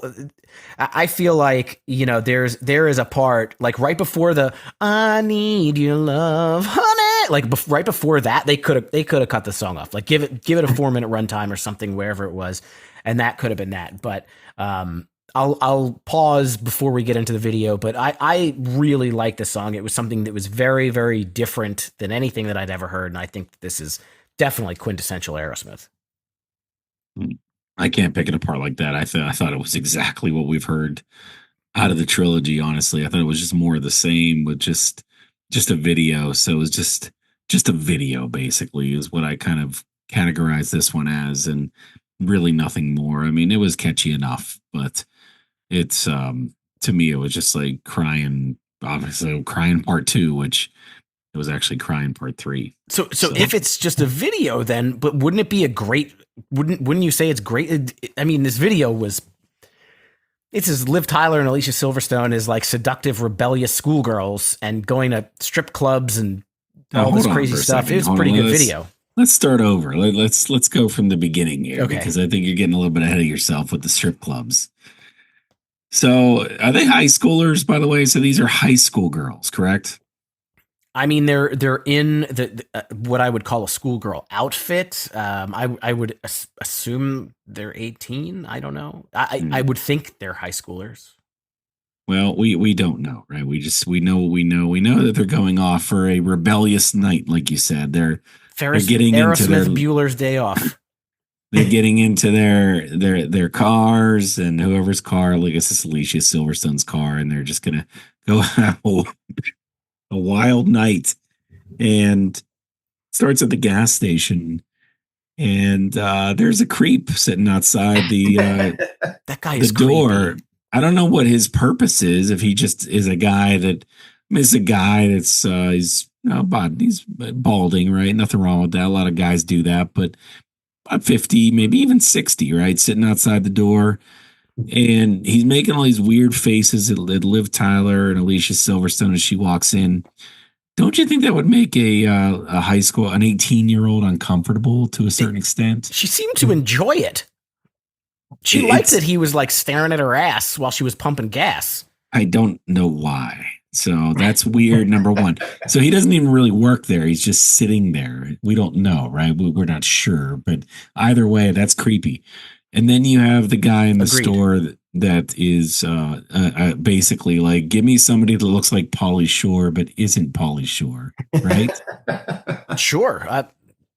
I'm in. Okay. And he just keeps eating licorice. Like that's his thing. Like he just eats all this licorice. So obviously, he gives in right away and says, no, you can just steal whatever you want because you guys are smiling at me. And, that's okay. I'm good with that. So take everything in the store. Take these glasses, Liv Tyler steals a loaf of bread.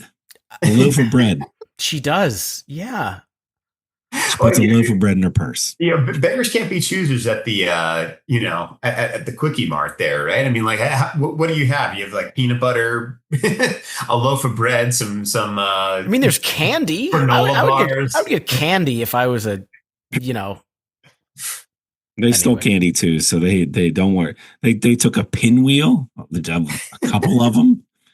Those I think things one fell on like the floor. They wasted one, and they took one. And then they decided to go into the photo booth and change. And then they gave the guy the pictures of them changing. That's the payment for letting them rob his store. Right. So now he has photos of 2 high school girls that were changing in the photo booth. So again, creepy. I'm with you. Yeah. I'm in full agreement so far. This is the last thing I'm going to sign. And this is a treatment for a great video that we all enjoyed. this is the last thing I'm going to sound off on, and you can talk about whatever other aspects of the video you want. But then they pull up on Amateur Night, which is it a strip club or is it something else? Because she gets up on the stage and starts to do everything that Steven Tyler does, and that's enough to win the prize, I would imagine. But it doesn't seem like there's any stripping going on. Doesn't she end up in her bra? I don't know. I don't Maybe I made that up. Whoops. I mean, it certainly is a strip club stage. Let's put it that way. Yeah. But she's just singing. Like, when's the last time you've been to a strip club where the strippers have sung to you with a microphone? Have you seen that? Again, I'm not none of these establishments often, so I can't really give a lot of real life experience. But I think there are a lot of creative liberties, right, taken to make it the music video. And again, so I think Exhibit B here on the kind of thing that probably would not exist in 2025, but was pretty memorable as a 10-year-old boy watching this. Yeah, I guess. So it definitely wasn't just like an open mic night at a bar. It didn't seem like that's what they were in for.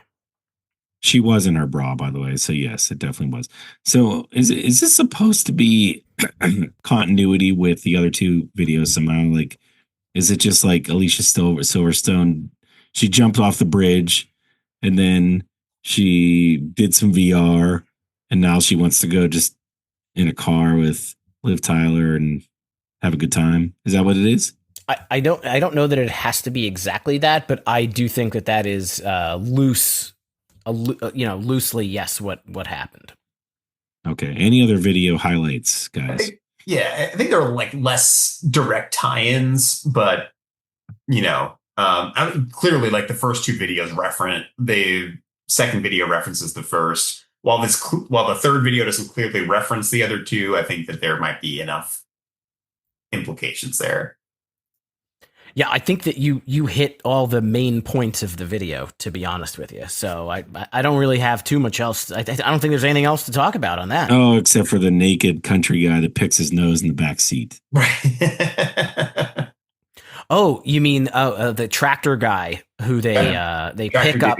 They entice him to come into their vehicle, then they abandon him in a disgusting pond. I do not find swimming in ponds and lakes something that I would ever really want to do. And then they kind of jokingly abandon him, and then he nakedly jumps back in the car. That's what you're talking about. Yeah, and he picks his nose. That's a good part. I'm they glad you brought that back up. Though they zoom in on that. I don't know why that was a thing, but they made it a thing. He's not as creepy as the guy who was in front of the gas station. No, that should have been that guy. All right. Well, we're getting to the end of this greatest hits here, and we're gonna go to the first track from Get a Grip, which is called "Eat the Rich." Chris, I think we had a offline chat about this song, so I'm excited to hear what you have to say. But let's start with Jello. I've got a personal affinity for this song. It's one of the songs that I'm a cannibal. Yeah, I eat people in my spare time. No, so my high school band covered this song, so I've got a lot of like really good memories of this song in particular that go like above and beyond the song itself, and like us covering the song at our like our school's like talent show, right? But like I think it's a really great hard rock song. Again, like you have to, I think with many of the songs here, look past some of the lyrics and just kind of enjoy it for a like fun, upbeat rock song. But for what that is, I think it does it does what it's supposed to do really well. Yeah, as the first track off Get a Grip, I always felt like it really did kind of pump you up for the rest of that album. I mean, I'll call it the jungly drums and the jungle vibe I feel like they're super fun. Maybe the sound effects, the monkey sounding sound effects weren't totally necessary, but whatever. Regardless, that guitar lick, and then the hard drum hits, the ones that again you when they play it live, you feel it in your soul, are just so awesome. And I always had an appreciation. My dad played the drums. I always loved just the hi-hats that come after that. I love that so much. I enjoy this song so much. I think that I like the pre-chorus even like much better than the chorus. I'm sick of your complaining about how many bills. I'm sick of all your bitching about your pools. And they changed that up a couple of different times.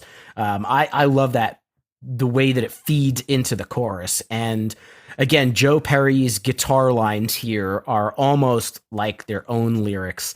Only criticism I may have of this song, I can't tell even to this day if I love or hate the burp at the end, if it was necessary or if it's completely unnecessary. But I love Eat the Rich. I think it's a great song. I think all the things like you just said, they're not wrong. Like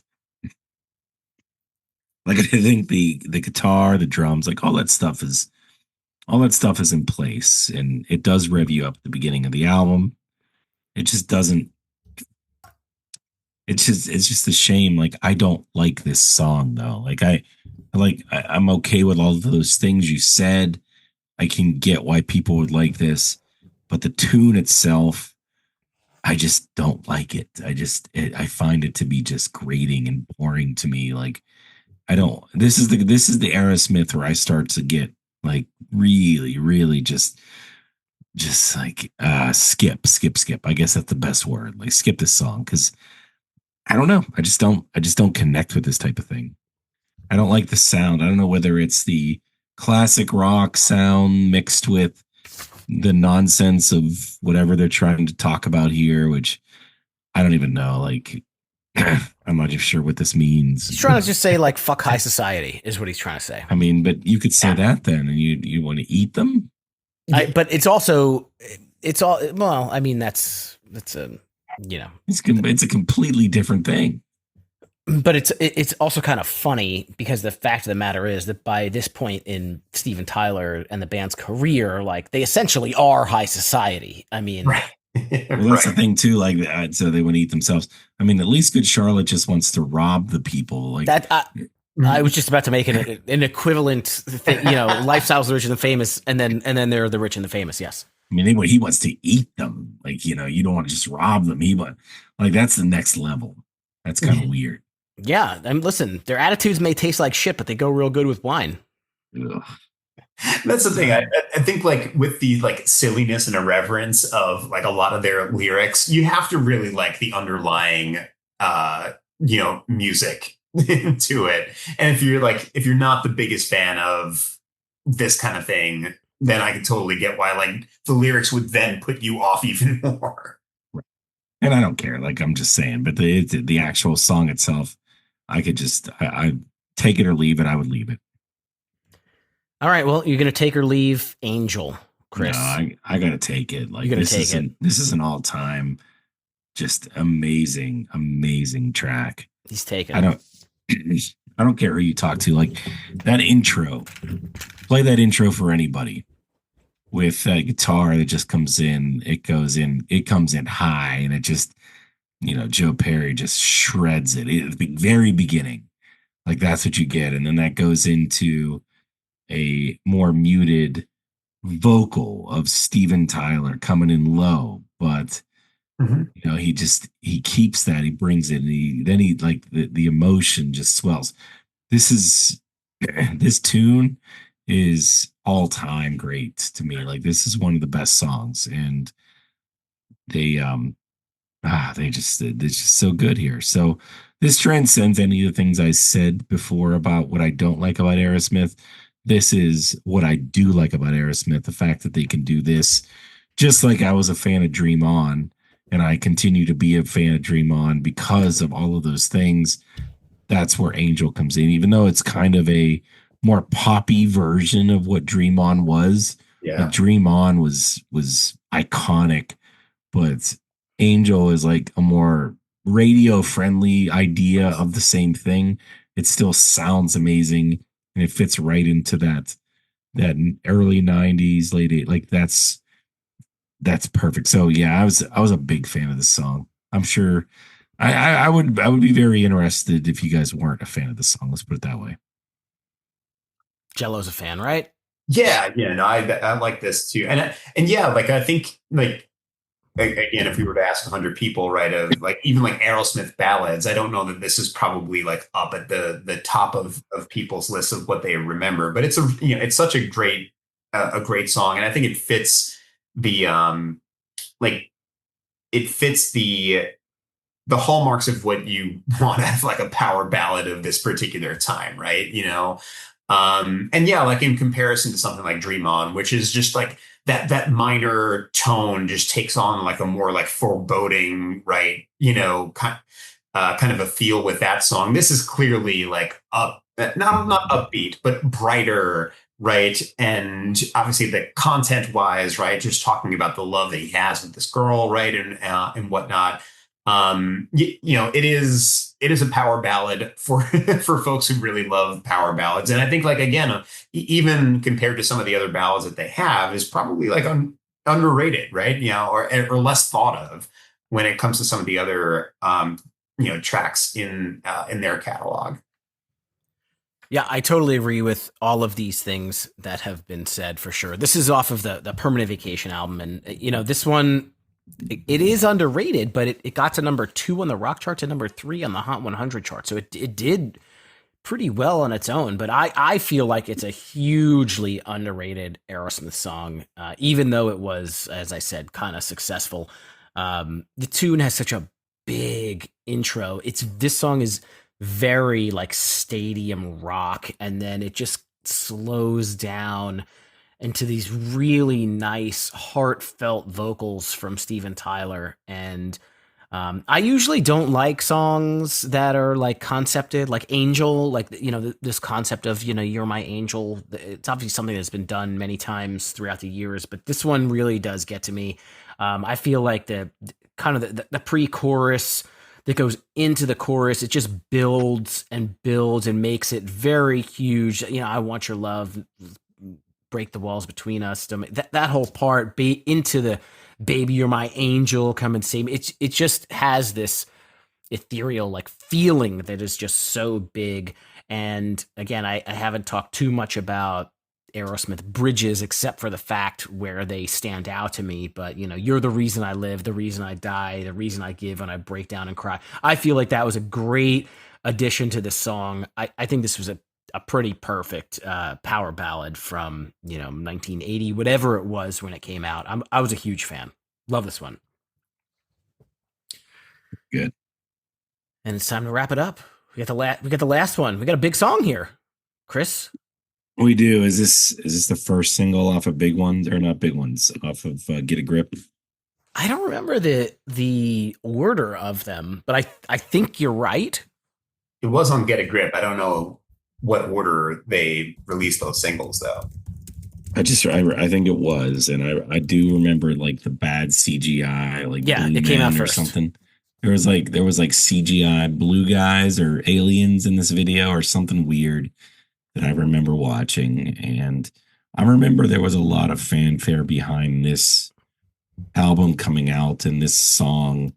They did a lot of making the videos like prior to it coming out. Like I remember there being a lot behind this one, and I don't know. I think it's fine. I never thought it was amazing. Like, and obviously no pun intended, but I didn't think that this one really stood out too much.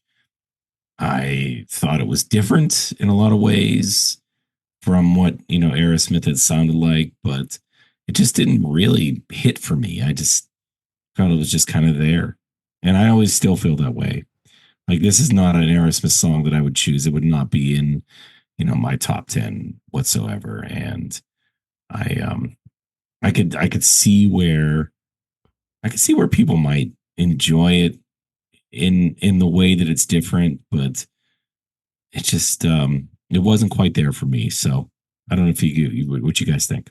I kind of mostly agree with you. Now the song had crazy success. It was number one on the rock charts, 18 on the Hot 100. It won the Grammy for best rock performance. So this was the Grammy winning song from the album. It won that Video Music Awards Viewers Choice Award. And I guess that the song is some sort of, like social commentary. It just kind of seemed like where Jamie's Got a Gun seemed a little bit more, I don't know, more real. This one seemed a little bit more manufactured, like we're trying to make a song about there's something wrong with the world today. It just didn't seem as authentic to me. This was always my least favorite of like the big Aerosmith hits. It just, I don't know, it never did it for me. It again, it's also not it's not a short song. It's 6 minutes 21 seconds. There's also a false ending there where they totally could have just fucking ended the song. So like the song itself, I guess I said it all. It's a decent song, but it was never one of my favorite Aerosmith songs. And it's interesting because there are like aspects of the song that I really like musically, melodically, like the whole dissonance of the outro and the guitar lick over it.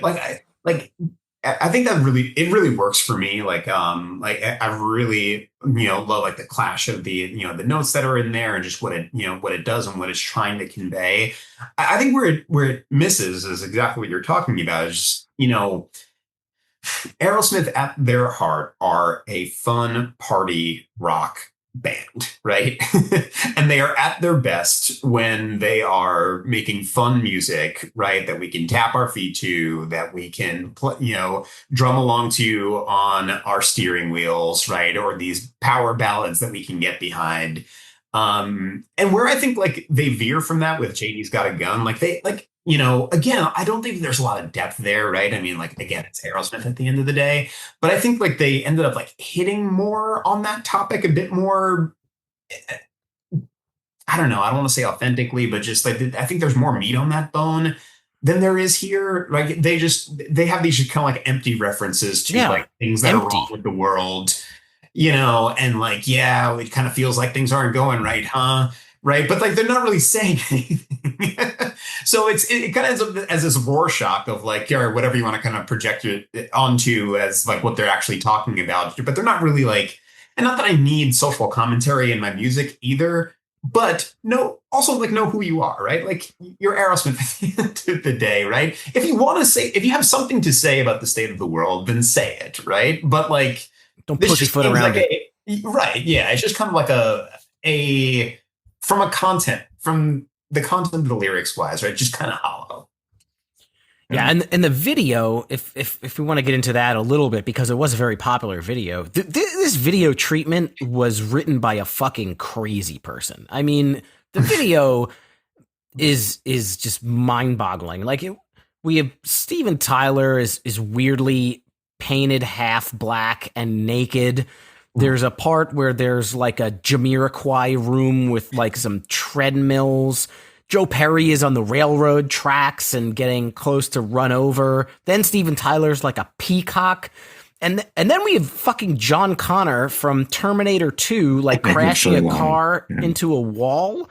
And then at the end, there's a random teenage boy man, whatever, like wearing nylons and cross-dressing. Like, I don't know. I feel like a psychopath wrote this video treatment. They're living on the edge, man. They're all living on the edge. I guess that's the theme that we're tying into, but it's not a video treatment that makes any fucking sense. There's that green guy though, and he's not a CGI; he's real. Oh, the green guy. I don't know. That was a cool visual, right? Of the green guy coming out of the one side of Steven Tyler that is painted black, like that. Like, nice visual. It's like Charlie from Always Sunny, and he's in the green suit, but he's hanging out with Steven Tyler. I don't know. It was weird. Weird. Whatever happened to the green guy? I'd love to know. I don't need to see Steven Tyler naked like that, though. I need to see it. Painted like starkly black. It was crazy. Like watching that in the living room with my parents. Like, hey, we want to watch the new Aerosmith video with me. And then Steven Tyler's Just holding his junk while he's naked. There's meltdown in the skies. Oh, and he's on a gyroscope too. Remember the gyroscopes? People were in like they would go in those things that would like Yeah. circle you Oh, around. yeah. There was that part. Yeah, I left that out. It was whatever that thing was, the spinny aroundy thing. Is that Steven Tyler in that, or is that dude from the end? I don't know who that was in the thing. I can't remember. Maybe it was Peacock Steven Tyler in the gyroscope. It was weird, dude. It was weird. I don't know. I don't think that's the video of the year, but you know, I wasn't voting. Maybe I was voting. I don't know. I probably would have wanted them to win regardless. Maybe I was a little hard on this song. I don't know. I think we were all a little mid to down on that one. Yeah, I think it had a sound, right? It had a sound. It Yeah, had its own sound. Yeah, I mean, it was definitely catchy. There are parts of it that I do really like. I just, again, like if you're gonna stray and like actually talk about something worth talking about, Talk right? about Like, it. right, exactly. And I think like again, Jamie's Got a Gun is not like the song of the generation, right? You know, like I don't think it like resonated culturally with all of us, but like there was at least a little meat on that bone, right? Here, I don't know that I don't know what they're commenting on exactly. Just saying like society is fucked up, but he's not saying exactly what or how to fix it or why or anything like that. Well, he doesn't know what it is, guys. He says it's true. There's something wrong and he doesn't know what it is. He doesn't like racism. He does make that one, you know, if you can judge a wise man by the color of his skin, mister, you're a better man than I. I mean, I guess that's at least some little slab of meat. I don't know. But that's the album. That's it. That's big ones. We got 15 tracks, 3 kind of new songs, and 12 hits from the Geffen era. Again, this was super fun because I do love Aerosmith. I think that we could do at some point in time, you know, we can do a walk back on some of their other greatest hits, you know, your Mamakins and your Toys in the Attics and your Dream Ons and your Walk This Ways. But this is what we got for today. It's already been like 2 hours, so we're not going to do all those right now. Ooh, monster. Probably not. Really? I thought we were in for that. Yeah. We don't have to go to work tomorrow or anything like that.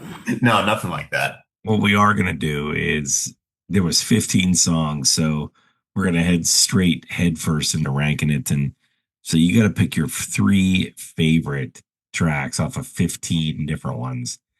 And these are greatest hits. So this is going to be fun for you guys. I really love this band. Or maybe it's going to be easy because you already have your favorite ones picked out. But basically, it's in order: 3, 2, 1.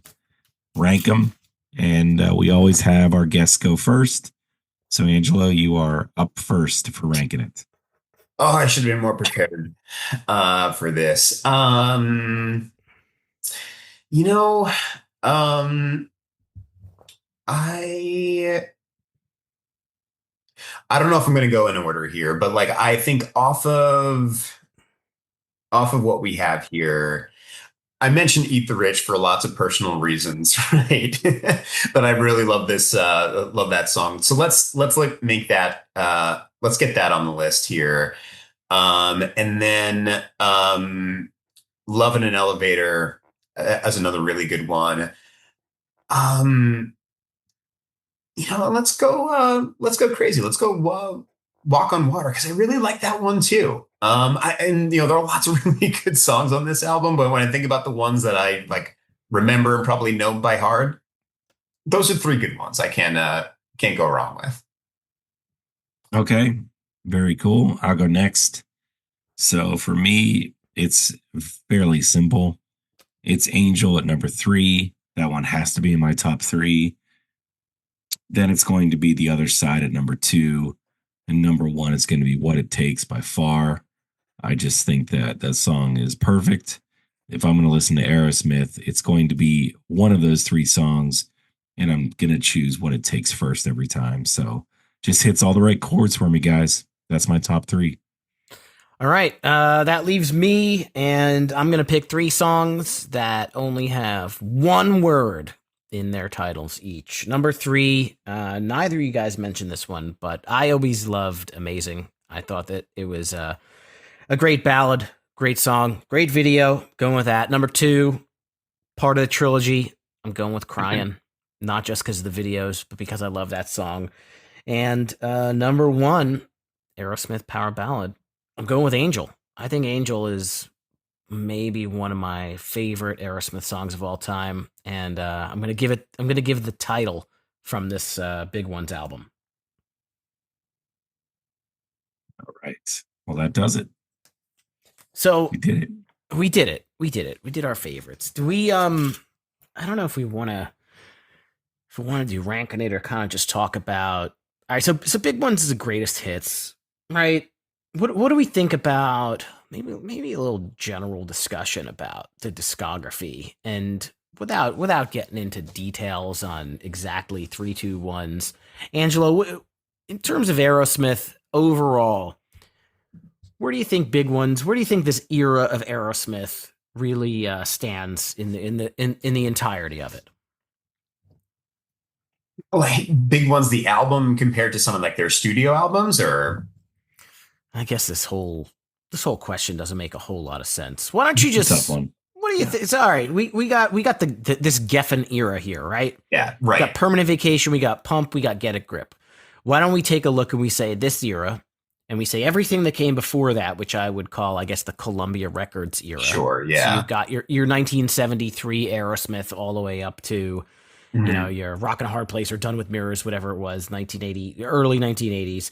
And then you got your post Get a Grip, right? So you got 9 Lives and Just Push Play. Where do you think this era compares to the rest? It is clearly right the like step that Aerosmith takes into the popular rock stage of their career, right? And with that, I think comes along all of these like really memorable singles that we all know and love, right? And like, sure, some of your Aerosmith purists or classic rock purists might kind of point out some of the things from the from their earlier things, but I kind of like I think it's probably fair to think about them as like two almost like different bands at this point. Because if you think about their albums from 1973 to 83, right? I mean, that's Aerosmith creating their own songs, playing their own songs. The production values aren't what they're like, right? In this kind of Geffen era, and then you get the Geffen era Aerosmith, which is like I don't want to say getting assistance, but there are other people helping them kind of write, these songs and create, write eco-friendly hits. Tons of money behind it. Yeah, which get these like really great singles that we all know and love. And the production values are huge. And you get horn sections and orchestras brought in, right? And all this other stuff. And so like, I really do feel like you're comparing almost like two different bands with two like different sets of arsenals. And kind of depends on what your preference is. I mean, so like me, obviously, like a lot of just for like nostalgic reasons. And when we came up, like the Geffen area stuff is always going to hit a little bit closer to home for me.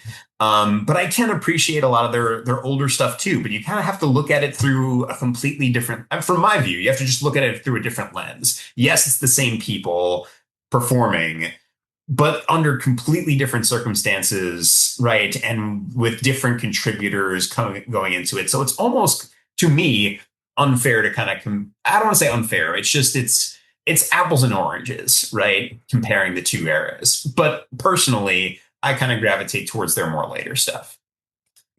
Chris, what do you think? See, I'm the wrong person to ask this question because, I really only like a handful of their songs. So for me to compare eras, it wouldn't be really the best conversation. So I'll probably I'll kick it back over to you. Well, I'll say, I guess the only way that I could compare these eras, right, is if I look at Big Ones as a singular era, and then I'm going to look at the Aerosmith Greatest Hits record as the other era, the earlier era, and on that Aerosmith Greatest Hits era record album, We have Dream On, Mamakin, Same Old Song and Dance, Seasons of Wither, Sweet Emotion, Walk This Way, Big 10-inch Record, Last Child, Back in the Saddle, Draw the Line, Kings and Queens, Come Together, which is a Beatles cover, Remember Walking in the Sand. I think that's a cover as well. Yeah. I would say that I would probably lean towards the Big Ones era, but that doesn't mean in any, like, all those songs from those earlier albums are amazing in their own rights, and seeing them live and seeing a mix of them. I would actually almost say that if you really want to listen to something quintessential Aerosmith, to listen to A Little South of Sanity, which is a live recording. It's a 2-disc, so it's like 25 something songs of them recorded live. I would listen to that. That is one of my favorite live records. And, to be honest with you, I would even kind of look at, Nine Lives and Just Push Play also have their merits, right? Nine Lives, I think, Jello, you had said, you look at it like Falling in Love Is So Hard on the Knees, Hole in My Soul. I think that album in its entirety maybe is not as strong as this era in Big Ones, but some of those singles are really, really good. And even Just Push Play, which I think not a lot of people gave a lot of listens. I think that is also a very strong album. But my long, convoluted way of answering the question would be to say that I do think that this Big Ones era of Aerosmith is probably my personal favorite. I think that when you look at these 15 tracks, 12 of them being recorded previously and 3 of them being kind of new, I think that's my favorite Aerosmith, because that's when I was a kid and I was finding Aerosmith, and then, they were releasing that music in the time period that I was consuming it. And then, I was really able to spend a lot of time with it. So I love this Big Ones era. I think Permanent Vacation, Pump, Get a Grip. This is a trio of albums that just had so many big ones, like they're called, and I love it. So yeah, and I feel like they missed a few. I mean, of the albums of this era that are not on Big Ones, I'm just going to pick out Young Lust as a song that really I feel like should be on there. I don't believe that was ever a single, but really, really awesome song of that era that I feel like could have made its way on the list if they wanted to. And I Don't Want to Miss a Thing. I mean, I don't hate that song the way that Chris does. It was definitely like bludgeoned into people's brains. It was overplayed, but I do still think that that's a good song, and I enjoy listening to it. Like, guys. Yeah, and Chris, for someone who says they didn't really enjoy Aerosmith all that much, a surprising number of likes on the actual tracks themselves. Yeah, I think there was only like a couple really big likes. Honestly, like I think there was songs that I definitely could tolerate. That were maybe middle of the road, okay, but definitely a lot of skips still. So they're just not my band. Not my band. I'd rather listen, if I'm going to go back into that era, I'd listen to Guns N' Roses before I'd listen to Aerosmith. I'd listen to Van Halen before I'd listen to Aerosmith. Oh, you want to talk Van Halen? Jello will stay on here for the next 5 hours. If you ever do a Van Halen retrospective, please let me know. I'm your guy. David Lee Roth, Van Halen, of course, or Gary Sharon, one of those two, or Gary Sharon, yeah. Yes, but no, good stuff, guys. Anything else to kind of tie things up here at the end of the conversation? No, I was happy. It's not often on a Pop Punk Dad podcast that we get to speak about a band like Aerosmith. So, when we're doing a Rocktober type of thing, I felt like this was one that I certainly wanted to discuss. Jello, thank you for joining us. Jello has some awesome content on One Jersey Dad cookie. Tell us about your things. Yeah, so I've got this quirky little Instagram account, One Jersey Dad's Cookies.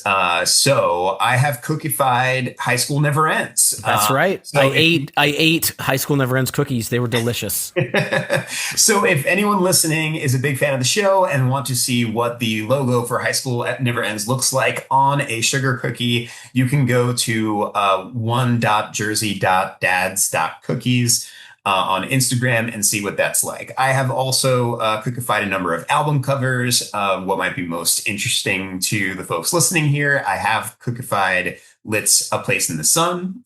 So if you are interested in seeing what the logo for this podcast or the logo or what the album cover for Lit looks like on a sugar cookie, go on ahead and take a look at that. There's also a lot of other fun things. You cookified The Sopranos, you cookified Blues Traveler, you cookified Bon Jovi, got some retweets on those, and countless other ones that I can't even speak of. It was pretty cool to see like the folks from Lit, from Blues Traveler, from Bon Jovi all reach out like to my little cookie account with 100 followers and say, wow, these look pretty cool. So like pretty cool moment. I bet. John Bon Jovi, he reached out. Well, I'm sure whatever social media manager for Bon Jovi's Instagram account found my stuff and replied. I don't know that any of the band actually have actually seen any of this stuff. Blues but their Traveler social media manager probably did. Blues John Traveler Popper. is John Popper. I can speak to that. I know that for a personal fact. Okay, well then there you go. If so, John Popper, should he run the Blues Traveler account, has seen my stuff and likes it. I got into not me, a friend of mine got into a Twitter war with John Popper. So I know that he's monitoring that very, very closely. And it wasn't me. That wasn't me. I didn't Nope. get into Wasn't you? somebody else. No, Nope. I'm saying it wasn't me. Yeah, it wasn't me. But you're really cool stuff. Definitely check that out. And yeah, this episode, if you've been a fan of the show for any period of time, this episode was a long time coming. Steve has talked about Aerosmith probably a good 77 times throughout the last several years on many occasions. So I'm glad we got a chance to actually go through and talk about it in depth like we did today. And hopefully you guys out there enjoyed the show too. Check us out on our socials. Steve's going to talk to you a little bit more about that. Don't forget about our shop where you can get some really cool stuff. And don't forget to hit us up on Apple Podcasts where you can give us a 5-star review if you really enjoy the show, and give us a written review to let us know what we did well and what you'd like to see in the future. Yep, everything is available at www.hsnepod.com, like High School Never Ends Pod. That's where our socials are. You can find our Discord channel. You can go to patreon.com/hsnepod if you want to support the show.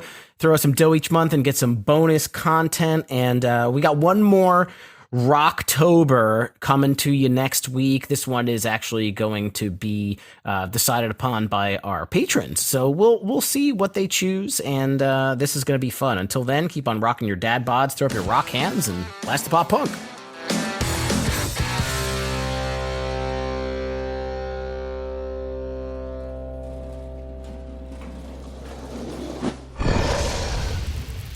It's Dragon Wagon.